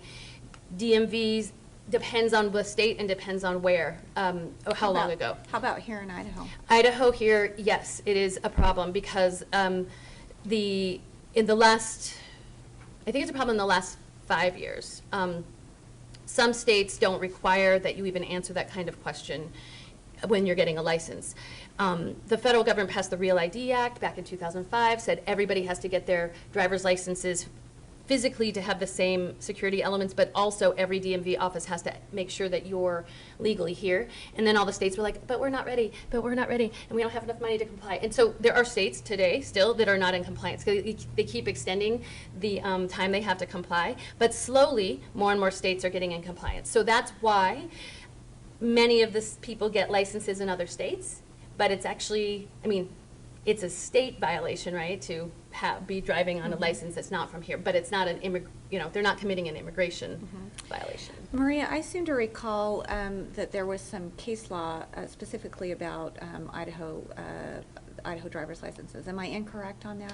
Am I misremembering? Yeah, I don't know of one on Okay. Idaho, but I do know that they do ask, and, Yeah. and it is a requirement and has been for a number of years now. Okay, so this is an easy one to be able to say, especially, so I guess maybe the takeaway from that is if they lied to get a driver's license in Idaho, probably at least within the last 5 years, we don't want them to come through. It's kind of an open area, and we need to have a little bit more analysis on that. Okay, Would you so agree with I'm that? ready, I'm Okay. ready to, I want to just, let's see, we're Oh, almost. yeah, go ahead, I'm Yes. sorry. I didn't hear what you said. Did you say student financial aid is or is not a problem? It has not been a problem, and there's no reported case on that right now. Okay, so. Oh, you know what, I'm sorry, one of the things that we didn't talk about was, so I have my family who lives in another country, but they're not able to get up here. Perhaps my niece or nephew, my sister calls me and she says, I want my niece or nephew to come up. Can you send me some money so that I can send them up here? And they use that money to come up to visit me without permission from the government to come and visit me. Maria, what happens under those circumstances? Well, if an adjudicator believes that you have admitted to assisting an individual enter the country illegally, there's a trend now towards charging people with alien smuggling. It's kind of a new trend. It's mostly been I think it's been at the consulate. It's been happening at the consulate more and more. We haven't seen it be happening for people. So there's some people that get their LPR card from abroad, and there's some that get it in the U.S. People at the abroad have been reporting that the consulate is beginning to slap people and say, you can't come in for legal residence because of alien smuggling. So they're being denied legal residence, and they're asking those lines of questions. So now here we are, we already have the legal resident. And they're saying, in the last 5 years or the last 3 years, I did this thing. That could, I mean, I'm very worried about that because we haven't seen the local CIS off. I don't believe we've seen local CIS dinging people with smuggling charges either. So what would happen? LPR, they said, ooh, you just admitted alien smuggling. The adjudicative branch, CIS, they could write up a notice to appear, a charging document to say, sounds like you just admitted to alien smuggling. You are now, deportable for alien smuggling. It's hard. I would be surprised if they started doing this, but it is a trend, and so I'm worried it's a national, it's somehow going to trickle to CIS. So when you get to the question, which you will, on the N-400 that says, have you engaged in alien smuggling? If they ask you what that means, you just tell them, this is the operating definition, is you have assisted and enabled and encouraged somebody to enter the country without documents. And I think arranging for the coyote is exactly that. I also think, now some people say, well, what if I just went and picked them up? I don't think that is, because I think that the smuggler, yes, is they've already entered. What if you lent your LPR card to your sister? Arguable, it's document fraud, but it's not smuggling. She's going through the inspection line. So if someone gives you information that is sounding close to smuggling, you flag that, and you get a peer review. So, and just so you know, we're going to have a station for screening, and there's going to be one person identified as, I'm your second set of eyes on a question, and there's going to be the sort of final arbiter. So hopefully it's going to be Kathy Railsback. Yeah. She probably, and she's great. And she's the most knowledgeable. She's super probably, knowledgeable in naturalization, but I just know to flag that. Yes. What if it's just sending money? If you're just sending money, like it's remittances, and they're using the money, I think you can send money. We don't know how they're using it, yeah. I think you don't know, and remittances are so common in a regular part of people's lives. All right, so let's move on to preparing the packet. This is just the note that's just saying, you know, of course, any trip abroad, approaching 6 months is a red flag. This is the CFR rate. Don't get your client deported. And the red little box is where you find this relevant information on the form. So the parts of the form that we've been looking at mostly so far, part 1 and 2, which is information about you, information about your parents. Parts 12 through 15 are all the things that are going to get someone in trouble with a lot of yes answers. Those are the things to capture the breaks in residence, to capture the good moral character problems, the criminal problems. Yeah. So we have gone through most of them. Was there anything else on here you wanted to go through on the form before we went to preparing the packet? Yeah, I think most of it is okay. Just keep in mind who your parents are, who your children are. They're important because once you become a citizen, you can request that they come over here. And they change category. I think children who are under the age of 18 automatically become U.S. citizens. Your well, parents, if the other requirements are met. Yes, that's true. And also, when when you become a U.S. citizen, you can petition for your spouse, and they become immediate relatives. Right. So when you have what we call immediate relatives, which are children of a certain age.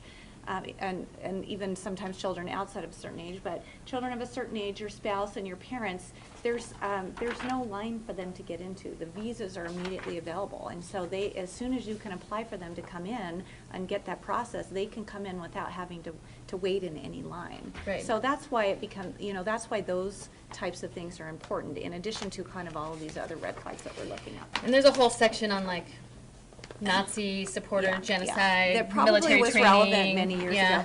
So just a little note, we keep referring to like G28 and 400. One of the things that I didn't understand until I got into immigration law is that the federal government really likes their forms, and every single thing has a form number, even though we may refer to it as something different. And so when when you hear a number and a letter in front of it and form, that's what it is that we're referring to. And almost everything that's out there you can related to immigration, the forms you can find online at USCIS. Okay, so let's see. Quick question. Yes, go ahead. There's an initial intake where they fill out these forms. They're going to sort of cover the red flags. We're going to go in greater depth into the red flags, and then if we find something that we believe is perhaps problematic, we're going to send it to peer of someone. That's right. Someone will come to you and look at it with you, and we'll make the decision. So, when it's how serious are they about the habitual drunkard? If they're in like recovery but do we follow that up? Well, did you ever drive drunk? Well, it's not. I have a couple comments about that because recently, and I want to say in the last year, I think there was some federal case law that came out that being a habitual drunkard is really a disability. If you're an alcoholic, it's a disability. And this case that came out, and I don't know what it is, but basically you're being punished for drinking when that's a symptom of your disability. And so there is some case law out there that says you cannot, you can't basically fault someone because they're an alcoholic, and that's one of the symptoms. How that trickles down to immigration. It's related to whether you are inadmissible. The case law, that case that you're talking about, has to do with whether you can be kept out, because that's also a reason to keep you out. So it's not a case on whether it can be, you can be denied citizenship. Yeah, I think that's. It's not established enough, I don't think, to rely upon that they haven't taken it off their form. Let's put it this way. So it's on there. So if somebody, this is just lawyer guts. The short answer is they rarely find somebody to be a habitual drunkard unless there is no other conclusion you can reach by looking at the text. So it's a fairly rare thing. Second, if in the past they were serious, a serious alcoholic, and I think if you've had a solid 5 years of sobriety and you can show that that very well could be approved. But it is something you would want to say, like, look, there is this ground. It looks like you are, you're committed to your sobriety. You're going to probably need to talk about that. If you have, and then you would flag, like, watch out for habitual drug record, then that means at the end, we would say, so why don't you go get a letter from your sponsor? Why don't you get something that proves you've gone to your, like, we would just have a conversation about, here are some things that are going to help you, but you also may want to do a follow-up before your interview with a lawyer. Yeah. So very much sort of like reasonable person standard when it comes to stuff like that. But they're not like after it. They don't do it for like minor things. To follow up on that, and in a general sense, to what extent in the screening process, and let's come back to your smuggling hypothetical, to what extent should we kind of explore, we can ask the kind of the literal question as it's posed there, have you ever smuggled somebody in? But you could also say, have you ever helped somebody come in under circumstances that are a little bit questionable? Mm-hmm, mm-hmm. You know, to what extent do we ask questions that kind of probe around the end, around the literal question to see if there's something we should be concerned about? What I would do is I would use the, so for those, if it was an English conversation, I would say, have you engaged in alien smuggling? And if they go, I don't know what that means. I would say, alien smuggling is this. And that's all I really would. I mean, or I would say, do you know what that means? Yeah. Okay. Do you know what that means? No, I don't. This is what it means. Have you done that? That's what I would. I wouldn't be like, did you ever send money and think that it was going to be, like, and no, not think, but know that it was going to be used. Let's take a diversion and think, I mean, we may as well because it's presenting itself. So, one of the rules that's relevant here is, you can't, candor to the tribunal. The Idaho State Professional Rules do define an agency that is involved in adjudicatory activities as a tribunal. So, CIS is a tribunal. You cannot make a false statement of fact, and you must refuse to offer evidence. So you must know as a factual matter that it's false in order to say, I'm sorry, I cannot, I'm out, I can't sign this, or I can't further assist you. But it is, I think it's fair, and I think we often do say to our clients, so good that you told me this, because you need to know the consequences of this, because I'm also, under Rule 2.1, an advisor, and I need to tell you in very blunt terms what the issue is. But I can't facilitate this. So, all right. One last question. No problem. Before we, say on the 21st, we show up to do these interviews, are we going to get to ride along with someone that's done them before, just so we can get a sense of them? Well, can, do you mind if, oh, go ahead, I'm sorry. Well, so this is how I'm trying to do the arrangement of, I'm trying to have teams, teams of stations of people who are less experienced with someone who's more experienced, so that you're near each other and you're doing, and you have someone right there that you can ask. So yes and no. I mean, it kind of depends on the demand too. If we have a low demand and it's enough for you to be able to sit next to somebody to do one or two, great. And that would be my preference. If not, we're just gonna have to, or if you're not comfortable, I mean, the reality is, like, any lawyer has the, needs to feel comfortable. So if you are not comfortable until you sit with somebody who's done one before, that's perfectly fine. And I anticipate some people will say that. And we'll do that for the first one or two, and then you can go on your own. So, yes? I might have missed this, do you have any idea approximately How many? It's, no. I mean, yes, from old, I mean, I'm looking at people that have been involved. We've had, I'd say, between 20 and, we had a big one, runs 50 in a day. I think the last citizenship clinic that we did in September, we had like I think about 35, somewhere in 35. The one that we did before, the year before, September like 17th, right around there, is National Citizenship Day. So for the last 2 or 3, maybe even 4 years since the American Immigration Lawyers Association section of Idaho has put on an immigration clinic. And so the one before that was like 55 people. And just to give you a sense of how long it takes to do this, it takes about 3 to 4 hours from the time that somebody walks through that door and starts going through it until they get to the end. So, I mean, that's a long process to make sure that the red flags are, I mean, that Yeah. they're properly screened, that these items are filled out correctly, that you have all of the forms and the information that you need and the support information. So it's not a small process. I can tell you what happened at the last citizenship clinic that kind of addresses those questions that you have, and I don't, Maria's has been the one that's coordinating this one, so I don't have as much information about it. What happened last time is we had set up immigration attorneys, so alien immigration attorneys who had more knowledge of immigration to do the initial screening.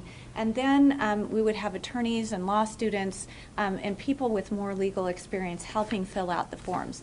Because what would happen is, even though you have the initial screening where everything looks fine, once you get into the actual forms and they're having to answer the questions and understand the form of the question, then you start, that's where some of these red flags start popping up again. And so you don't know how serious they are. You know, even after you get through the initial, I don't know if you're doing the repository search before or after the I think we're screening. going to do it before. Okay, well, that's going to help. But we, you know, we weren't doing this as attorneys at the beginning at my clinic. We weren't doing it before. We kind of did it afterwards, and so all sorts of issues, you know, all sorts of things would pop up that we didn't necessarily know about. And so, as you're filling these out, and you have these little, we don't know how to answer this question. We don't know if this is significant. We don't know if this is an issue, but we think that it may fall under here. And so if there was any of those types of things that they just didn't know what to do, we would flag those and then send them back to the attorneys who did have immigration experience to kind of to suss out, you know, whether it was really an issue or not, and whether it could be resolved, and whether or not they should continue you know, with the clinic. Because of course our goal is at first to do no harm. So if you're here and you don't have any problems being here, we want you to stay here. But if something that we do is going to cause problems, we just want to make sure that this setting is appropriate for you. And so that's how that ended up playing out at the last clinic that we have, and probably similar to this one, right? It's very similar. Okay. So I'm going to jump real quick just to show you like the stations we're going to go through, and then I think I'd like to hand it back to you to do the full application. Oh, yes, yes. So people walk in, they have reception and orientation. They get told what's going on. They get asked if they want to be considered for financial assistance. They get asked if they would like to do, you know, if they've had any contact with law enforcement, so we can say this person needs a repository check. Then they will work with folks to go through their packet and see if they've got everything they're supposed to have. They will also do a intake sheet where they write down where they've, you know, it's kind of the residence and trips outside the country that's going to be called for on this form. So there'll be a data sheet that's already filled out. And then they're going to go to do an eligibility screening. My goal would be, if I have enough experienced immigration lawyers, I would love to have one experienced immigration lawyer with someone who's learning and have a couple teams. That would be my goal. If we can't do that, we'll have, you know, go-to attorneys at that station, but we'll be trying to have more people do the screening, because this is where the bog down. This is where people like get stuck for like an hour filling out stuff. Then they're going to go, once they get approved, to fill out the N-400. So some people will be at that station actually filling it out. And then we're going to go back to another experienced immigration attorney to check all the flags that remain, make sure everything's good. Then they'll go to the assembly and mailing station. So that's how all that works. But what we're trying to do is replicate the best we can most of the pieces of how you would do this in your office. It's obviously very different. We're just doing a chunk of it, but now to kind of give you an idea of where what we're doing fits in like a regular case in a regular office, Denise is just going to go through, like, if you were doing in your office, what are all the steps you would do from absolutely beginning to end? Yeah. Okay. So, copy. Okay, so I want to summarize where we're at right now so that you guys know what it is that where we're going. So the first thing that we discussed are who are the people that, who are the foreign-born citizens, and of those foreign-born citizens who were eligible for naturalization. Then we've discussed what are the qualifications for naturalization, kind of on a very theoretical level, and some of the documents and the forms that you have to use to fill it out. So now, how do you get from, oh, I know all of this great information, to how do I physically get this stuff into the government to get to the next step? Okay, which one are we on Okay, here? for filing. Okay, so these are the forms, these are generally the items that you're going to be including in your application packet. And in fact, one of the, let me just look here, one of the new resources that that USCIS recently gave out is in our packets. Where is that? Oh, it's at the very, very bottom of the one that probably begins with a red flag. It's called the M7 something. M77, they're, again, they love their forms. We would refer to it as the document checklist in the rest of the world. So this is, and in fact, the form instructions, which, are they included in the front of Yes. this? So these particular packets also contain form instructions. And one of the things that I discovered, again, as a person who practiced primarily in state law and then moved over to some immigration, is these form and instructions, if you have a question, they give you great information as to whether you're eligible, what sort of person, can fill out any of these forms that are out there, and all of the documents that you need to include in whatever the filing is, packet is that you're filing. The nice thing, this is fairly new, this document checklist that they've provided. This also gives you a nice little checklist as to what it is that you need to have in here. And to the extent that we did not have this, of course, we have our own little checklist that we have. So you're going to include a cover letter that basically says, hey, we're including all of this information. We're going to do the G28. G28 is really just your notice of appearance. I represent this person. Nobody in the federal government will talk with you unless you have a G28.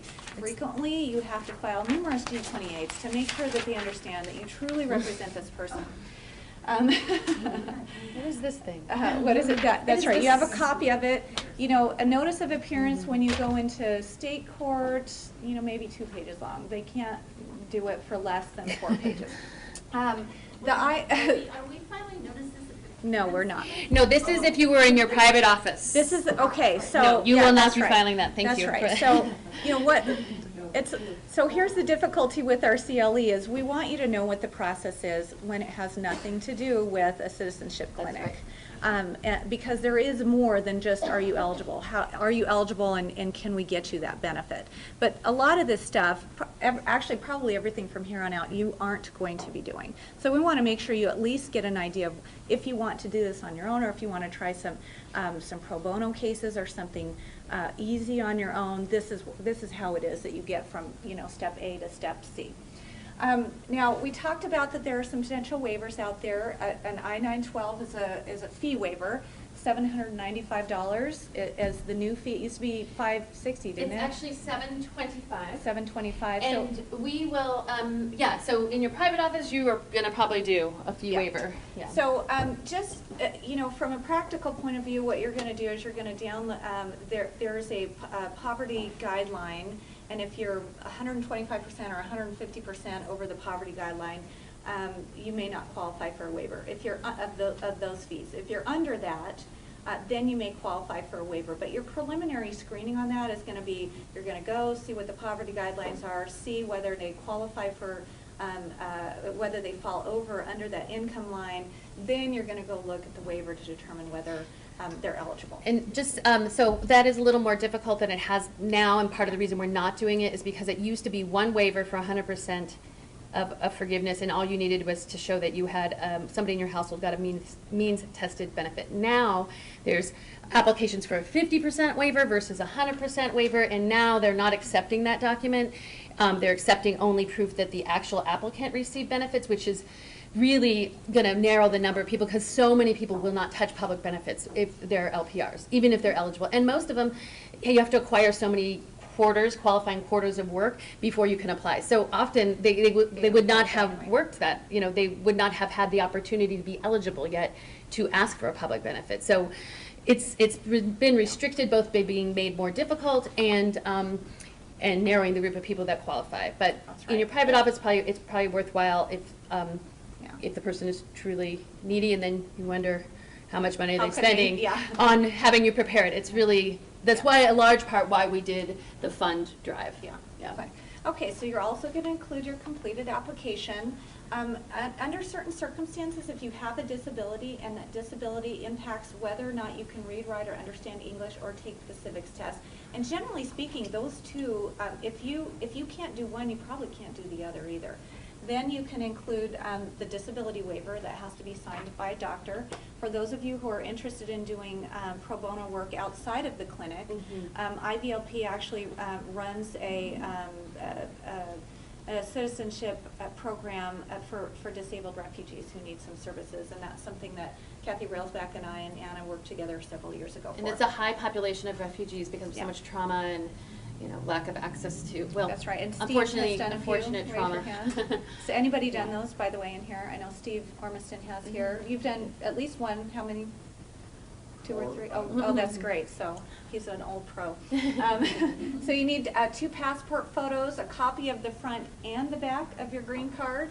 Any information with regard to your criminal history, including tickets. You want to find out what sort of traffic tickets are out there. Let me go over here. So here's the thing, like if you look at the last few pages, there, I don't know how many pages, like 3 or 4 pages of places that you can put your signature. Somebody's got to put the signature. And in fact, I just had this happen recently. Like we had sent in an application that for some reason had just not been signed, which we thought had been signed several times before we were like, oh my gosh, it's so basic, what's the problem here? So it has to be signed, it has to be an original signature. You can't have a copy of a signature. I want to talk briefly about name, well, let me go back to the name changes here in a minute, okay? So as a practical matter, you can, this is an opportunity for your client to be able to change their name. I think on page 2, it asks, or 3, somewhere in the very beginning, it asks if you want to change your name. There's a process that happens that's different if you want to change your name than if you don't want to change your name. I guess I'll address it now. If your client wants to change their name, the form has to, in order to change the name, a judge has to sign an order changing the name. So there's a different process. What that means is that it's going to take longer for the naturalization process to be completed because the judges aren't always signing those orders. And in addition to that, the naturalization ceremonies, which I think they have, is it twice a month that they're doing it, or once a month, or every? I don't know the schedule. It seems like they've been doing them frequently, though. Yeah, recently. I want to say it's like twice a month that they do. It's at least once a month, but potentially twice a month that they do the naturalization ceremonies.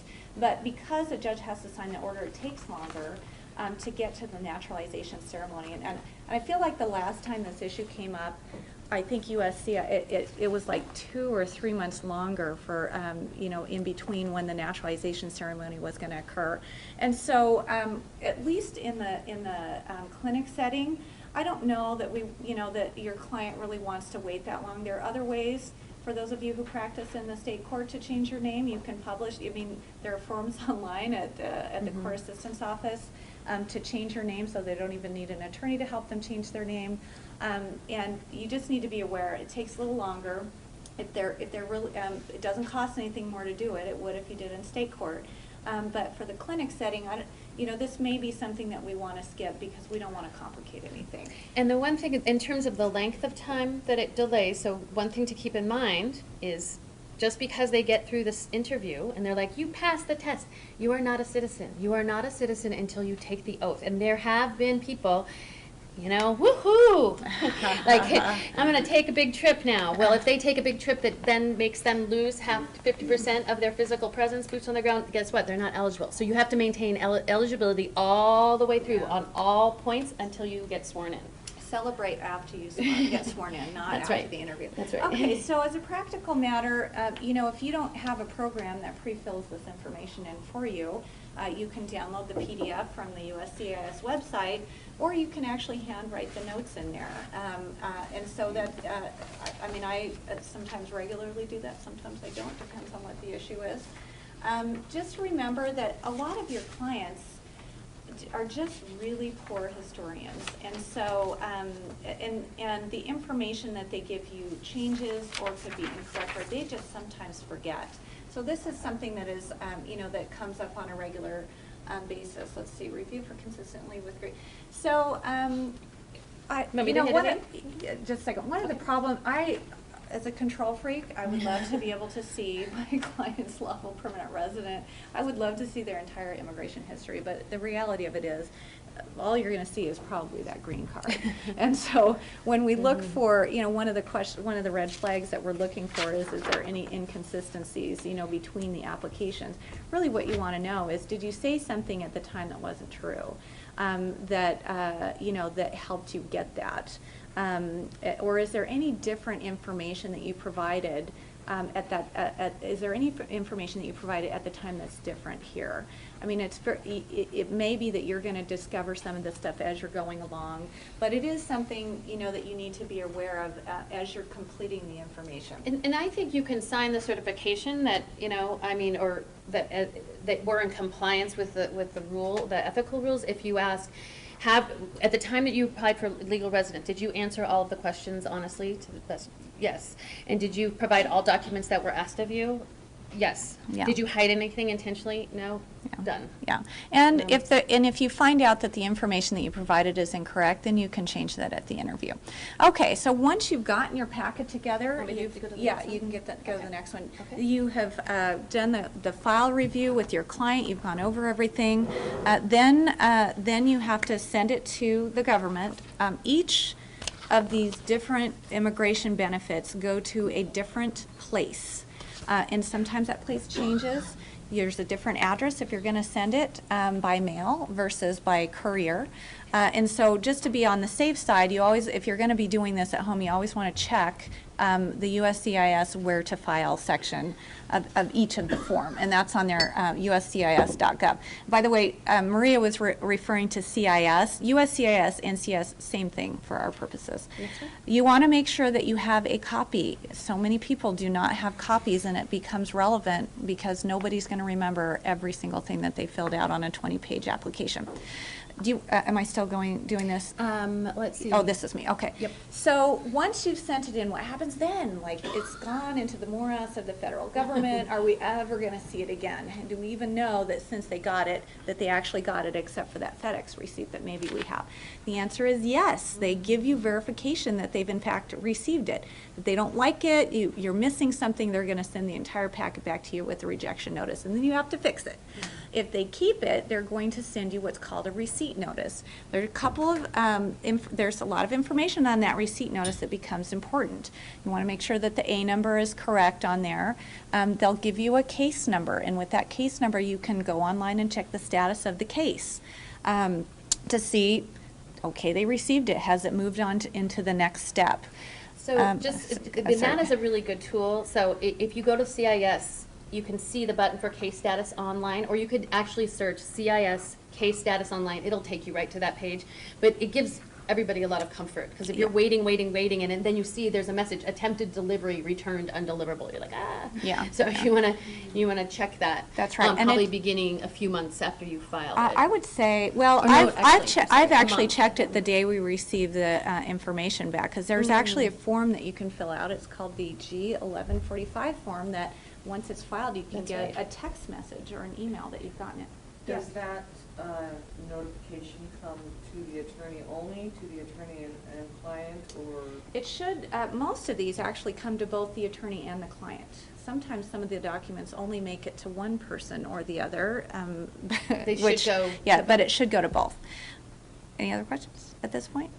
Okay, so you'll have a case number, and you'll also have, is it priority date, notice date? I can't remember what it's called. You'll have a specifically. notice date. A notice date. So the receipt date is the date that the USCIS, there's a couple different dates on there, but the receipt date is the date that USCIS receives your document or your packet and has accepted it.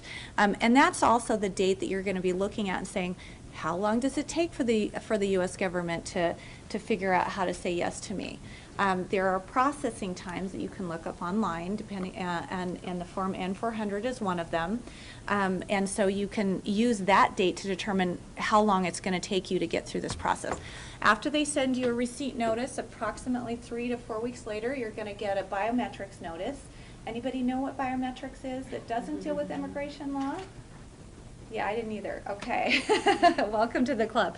It just means we want to make sure who you are is who you say you are. So come in here, bring some ID, and we're going to fingerprint you. And we're going to see if you disclosed all of the crimes on your, or are we going to find some Yeah. via our database that are not on your form? That's right. They have a much wider database than we do. And I just would, after clicking through, because I think we have maybe 5 more minutes. Oh, okay.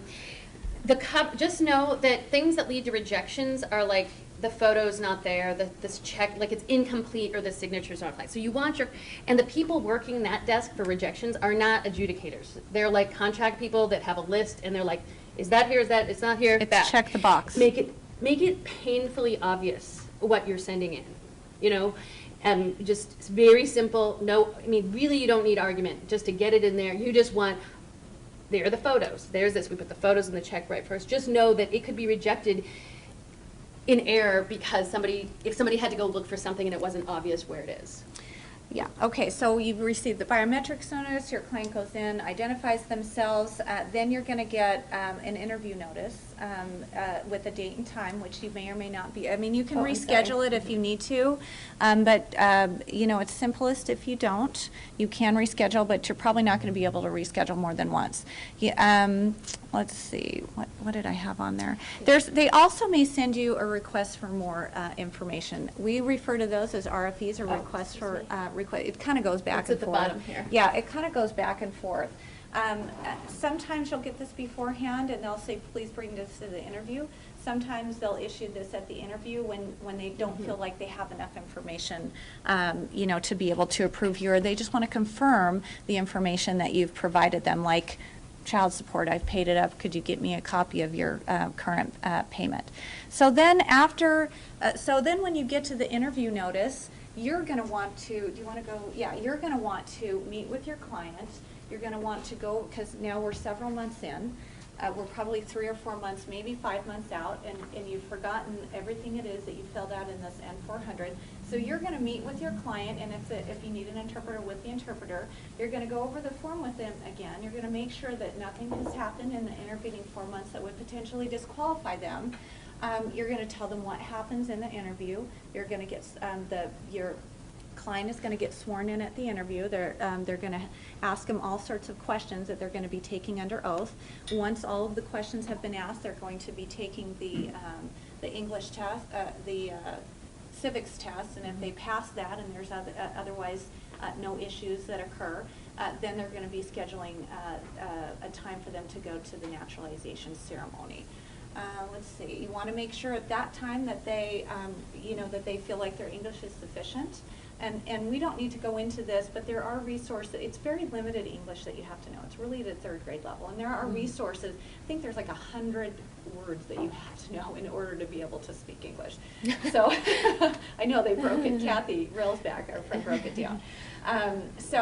It's very limited, but you want to make sure that they have at least studied for the test and understand what the questions are. If there's a waiver, you want to review it and then answer any last-minute questions. At the actual interview, what is the process? It's not like you're going into court and you get to sit on either side of the judge and say, it's my turn first.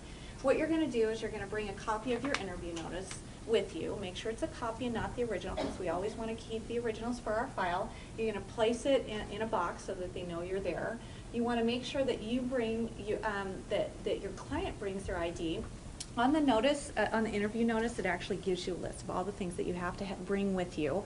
Anything that you've submitted, and the originals of that, usually an ID, I think, is the big one. Mm-hmm. And you, as an attorney, you're going to need to bring your ID and your bar card, or proof that you're an attorney, because they don't know who you are either. You can walk through the door. That was, yeah. Yeah. Yeah, I That- still have to do it. I still have to do it. I refuse to do it. If you need I an don't interpreter, refuse. you want to bring your interpreter. One of the things you have to recognize is the government says this is a benefit, and therefore the burden is on you to show us that you qualify. And so so don't assume that they're going to come with an interpreter, especially for some of our refugees who Mm-hmm. can't speak English. They don't have the resources to figure out whether or not they can speak English. That you need to bring everything that you need with you to make sure that person qualifies. We've kind of already discussed Mhm. this, if necessary. I think you Let me actually see. did this one. Okay, so once you get in there, yeah, so once you get in there, if there's a medical waiver, again, this is kind of, the medical waiver is really outside of the scope of this, but, you know, they're gonna go through the medical waiver to determine whether or not you need, you need to take the civics test or, you know, have the interview done in English. They're gonna print out, they're gonna randomly pick 10 questions that you have to answer, or that your client has to answer. And they have to answer 6 of those 10 questions right. And they're very simple. Well, I thought that they were very simple. But like name like 12 Native American tribes or something. No, Like, no, mine no. was hard. Yes, that's the Was, one I is that failed. what it is? Yes. No, that wasn't in there. Well, you guys can Maybe it's see not what's in there. I was like, I'm like, I thought I was She like, got a that's easy, and 75%. I got an 82. So I'm just kidding. Apparently, I knew the tribes. Anyway, you might think they're easy too. So if you're, yeah, I know. So if your client fails the test, does that mean they're out? What happens? No, it doesn't mean they're out. It means that they get, it's at least 60 days. It's either 60 or 90 days. I can't remember. They get another shot at it. And if there's a request for evidence that's issued, they give you a short period of time to submit that information in there too. I personally like to submit it as soon as possible so that my client, assuming that we have it and we can get it and it's reasonable, then we want to get it as soon as possible, because once they get it, they'll schedule the naturalization interview. What are we doing here? If the waiver isn't sufficient, they'll issue an RFE. That, again, that's kind of outside of the scope of this. So what happens after the interview? Well, they will send your client. Actually, what I've noticed is that they're sending the client the naturalization ceremony information, and I'm not getting a copy of it. Are you finding that same? Yeah, that happens often. Yeah, and so then you're kind of in limbo, because sometimes your client doesn't call you back and let you know that, even though you've asked them to do that. So they'll get, if it's approved, they'll get a notice of when the naturalization ceremony is, and making sure that they stay good until the naturalization ceremony. You guys have been successful in getting your client to become a U.S. citizen. If they haven't and it's denied, then you can request a rehearing with USCIS. This is the N400. Let's see. And then, as long as you're not in deportation proceedings, if there's some sort of disqualification, maybe on a technical matter, you need to kind of review it. It doesn't mean that you can't refile, which is, but it is something you can do. And the rehearing is really, it's kind of just like it's an interview, it's kind of just like an interview with another officer, but you can have a lawyer there, and you can ask to see the notes of the prior decision. It's pretty informal. I've actually only done 2 in many years of practice. The end for, if there's, the thing that people end up going to federal court mostly about are things when, like if they don't think that they have the legal resident time because there was some error in their card and they're fighting about whether they had enough time, or they're just delayed. They're supposed to make a decision within 120 days of filing. Sometimes they don't, because people have an unfortunate last name that maybe indicate is very common among countries that we suspect of having ties to terrorist groups, and so people will be stuck in a name check forever. And so you would file it's common to file litigation for a mandamus act. You could to the federal court, and you say, they have an absolute obligation, a non-discretionary duty to make a decision in 120 days, and they haven't done that. Now, it doesn't mean that you'll be approved, right? It means you'll get a decision. But the decision has to be justified, and it's reviewable by the court if they decide to retain jurisdiction. So they could send it back to the CIS, see what they decide, bring it back to court. But so we're 120 days after the interview or after the application is filed? interview. And what's the likelihood that once an applicant gets all the way to the interview process, that they're actually denied? Because I would think there's so many, like all the checks that are going through the paper. It depends. I think it depends on the issue. Yeah, I do too. We did look. There's a I don't remember what it stands for. TRAC track. They do. Oh, thank you. Statistics, and the denial rate's really pretty low in Boise. Once they get to the Yeah, it's pretty low. It's usually something admitted. So we want to spend the last few minutes on. I've already Ethics gone issues, through. yeah. Yep, on ethics issues. So let's say, like, Denise, So Maria, you are filling out the N400. So you're filling out the. Do you want to do that one, Heiko? Here's what I was thinking. Okay. I have a client that comes into my office, and they say to me, I committed this really horrible crime. It was a long time ago, but I don't want you to disclose that crime. I want you to help me fill this out, but I don't want you to tell anybody that I committed this crime. And I get to do that because I'm your client. And you have an obligation to keep my secrets for me. It's called attorney-client privileges. So, what do you do under those circumstances? I mean, let's spend like 2 minutes. I'd like to hear, some audience feedback. What do you think you do under those circumstances? Start by counseling him that it's inappropriate to make false statements to the government on the application. Okay. Great. Encouraging him to discouraging him from that behavior. Okay. So, But I just want to tie this to a rule, because that is a rule, because we got to go through our rules. Yeah. And I think that is appropriate and called for here, right?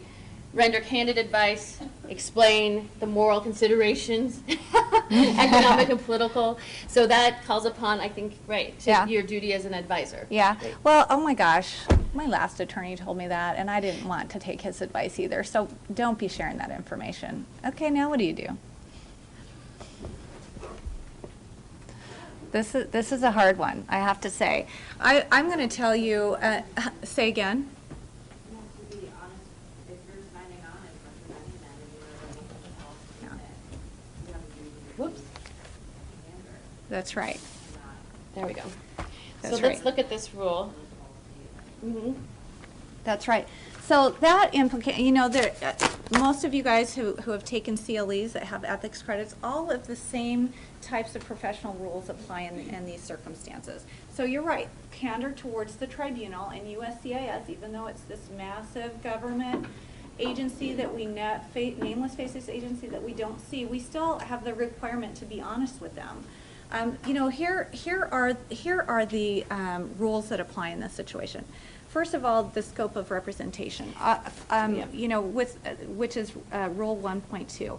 In the scope of representation for the clinic, it's very limited in what it is that we're doing. But when a client comes to you, you're really solving a problem for them. And so the scope of your representation, may be very wide and includes some, conversations about some things that occurred that they don't want to have shared with, and they need to have that open and honest conversation with you, which is why Rule 1.6, which talks about the confidentiality of information, becomes important, because you can't then go on to having an open and honest conversation with your client without that, without the ability to have the confidentiality Of what's necessary. Confidentiality of information. And this, in your packet, you'll see, because it's not just that you have to tell them I'm only doing this for you, they have to agree that you're only doing this for them. So in the packet, there's a sample, it says, there's a little watermark of language that was used in a prior citizenship day that says, this is what we're doing, and by your signature, you're agreeing that we're limited to this, to just the preparation of the packet. So there will be, we will make sure that anyone who participates has agreed to the scope of the representation. And I think that, and you can tell me if you've run into this, what I've noticed in this particular population is they don't necessarily come to you as attorneys trusting you the way that maybe someone who's grown up in the United States and understands, from TV or whatever it is, what attorney-client privilege means. And so they're not always open and honest with you because of the fear that comes with that. And then you have, and so some of the conversations that I end up having with my clients, even before things begin, are you need to be aware that there is this intersection between what you're telling me and what sort of a conversation that we're going to have about your situation. Good, bad, great, ugly, it doesn't matter. We want to have an open conversation. But depending on what comes out of that conversation, I'm always going to keep your confidences. No matter what happens, when you leave this office, I'm going to keep your confidences. But what that means is if you don't agree with my advice, or you don't want to take my advice, or you don't want to disclose something that I feel needs to be disclosed, that just means that I can't move on to the next step with you. You're going to have to figure out how to do that on your own, because I'm not going to help you do that, especially if I don't think ethically I can do it, but also if I don't think that it's the right thing for you to do. Sometimes sometimes that client, after the conversation, can make an informed decision, and they decide not to take your advice and do it anyway, whether it's with you or without you. But that kind of a conversation, and I have that, I don't have that always, but I do have that up front in situations where I think that that issue is going to arise. I think one of the most common scenarios that I see that is somebody has just come into the country on a visitor's visa, with their brand new spouse that they married from outside of the United States, and now they want to become a lawful permanent resident. Well, there's all sorts of issues that arise with that scenario, and I can't say to them, well, let me tell you how to break the law. I can't do that. I can say, here's the consequences of making this decision. And so I want to apply Okay. what you had just said about the conversation and to the clinic setting. The So clinic let's do this setting, one. okay. So let's say you're my client. No, I'm going to have you be the lawyer. So so you've just finished filling out my form. Mhm. Okay. You're like, great. This is where you sign. So I'm like, oh, thank you, Abogada Denise. Whew, glad. I'm just really glad that no one asked me about that underage girlfriend that I had a long time ago. That was a problem. Phew, looks like I'm good though. Oh my gosh. So now what? You had an underage girlfriend? Well, they said it was a problem. I mean, the cops got involved, but you know, the mom was cool, and we ended up actually going out for a while, and everybody's all friends now, but the police didn't like it, and so I had to, you know, I got in some trouble and but everything got expunged, and so, but nobody knows, you know, I don't think anybody knows about it. It didn't come up in the repository check, so I think, you know, this is great. I'm going to become a citizen. So can you give me whatever you need to do so I can go to the next step? Well, wait a minute. Okay. Wait a minute. Let's see what you put down on your N400. It says, have you ever committed a crime for which you haven't been convicted, and you marked no? I think that's going to be a problem. Well, they said I wasn't convicted, though. It doesn't matter. Because I went back and I told them I was, you know, that I complied, and so they said I could say I'm not convicted anymore. Well, that doesn't matter. I'm going to tell you what the consequences, and they're A, B, C, and D. And this is why I don't think that we're going to be able to go forward with you. Well, maybe Unless- if I just go get another lawyer, can I just grab one of the other volunteers and I won't tell? I just won't tell. Is that okay? No, that's not okay. We all. What? I thought So- you were I thought you were helping me. Well, well, here's how I'm going to help you. Okay. Here's how I'm going to help you.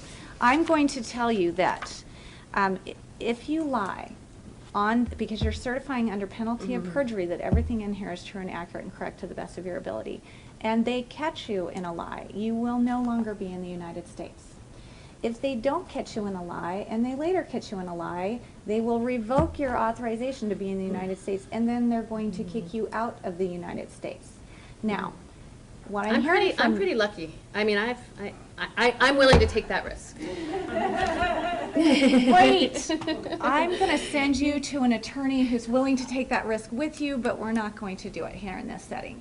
Okay, so what are the things this person is worried about? Like, what about the confidence of the information? How are we going to communicate are you going to go tell everybody now who's doing this workshop, you're kicking me out because I got a crime? Is that everyone's going to know I had a crime? So I want you to know that because I'm an attorney, I have some limitations on the information that I can provide. But what I'm going to tell you is we're going to go back and talk to the clinic coordinator, and I'm going to let them know this clinic is made for people who are clearly eligible. And the help that you need in so many different ways is really outside of the help that we can provide you with today. And Great. so I'm going to take your information because I don't want you to be prejudiced in some way, intentionally or unintentionally, by what we've done here today. And here's a list of attorneys that you should go talk to. So let's look at some of the rules. We did the limited scope. Candor to the tribunal, that's certainly part of why Denise had to get out of that. She couldn't let that person go forward. She couldn't put her name on that application. It's tantamount to false evidence, I think, that we have to remember who the tribunal is. Yet, we have to communicate. I'm not going to broadcast to the world that you just told me what you told me. And I'm not even going to tell anybody else in the clinic. I'm just going to say that it's beyond the scope, and we're going to give you a list. And that's not going to reveal anything. And that you've got to be blunt sometimes, right? And you've got to be direct and let people know all the consequences. but you still don't want that to get in the way of your voluntary pro bono service obligation. It's messy and it's hard to do these clinics. It can be chaotic, but it also could be a lot of fun. I mean, there's a lot of activity. People are running around trying to get answers. But I mean, I think overall the spirit of the time there is really nice, and hopefully it will be both personally satisfying as well as give you a hour or 2 or 5 or 8 that you could put in your reporting for your We would love pro 8. bono hours. 8. We would love 8. So that's the end of the formal presentation. We have some resources here. These are both, the last 2 entities are nonprofits that do a lot of pro se materials they put together for individuals, so that would be a good place to look.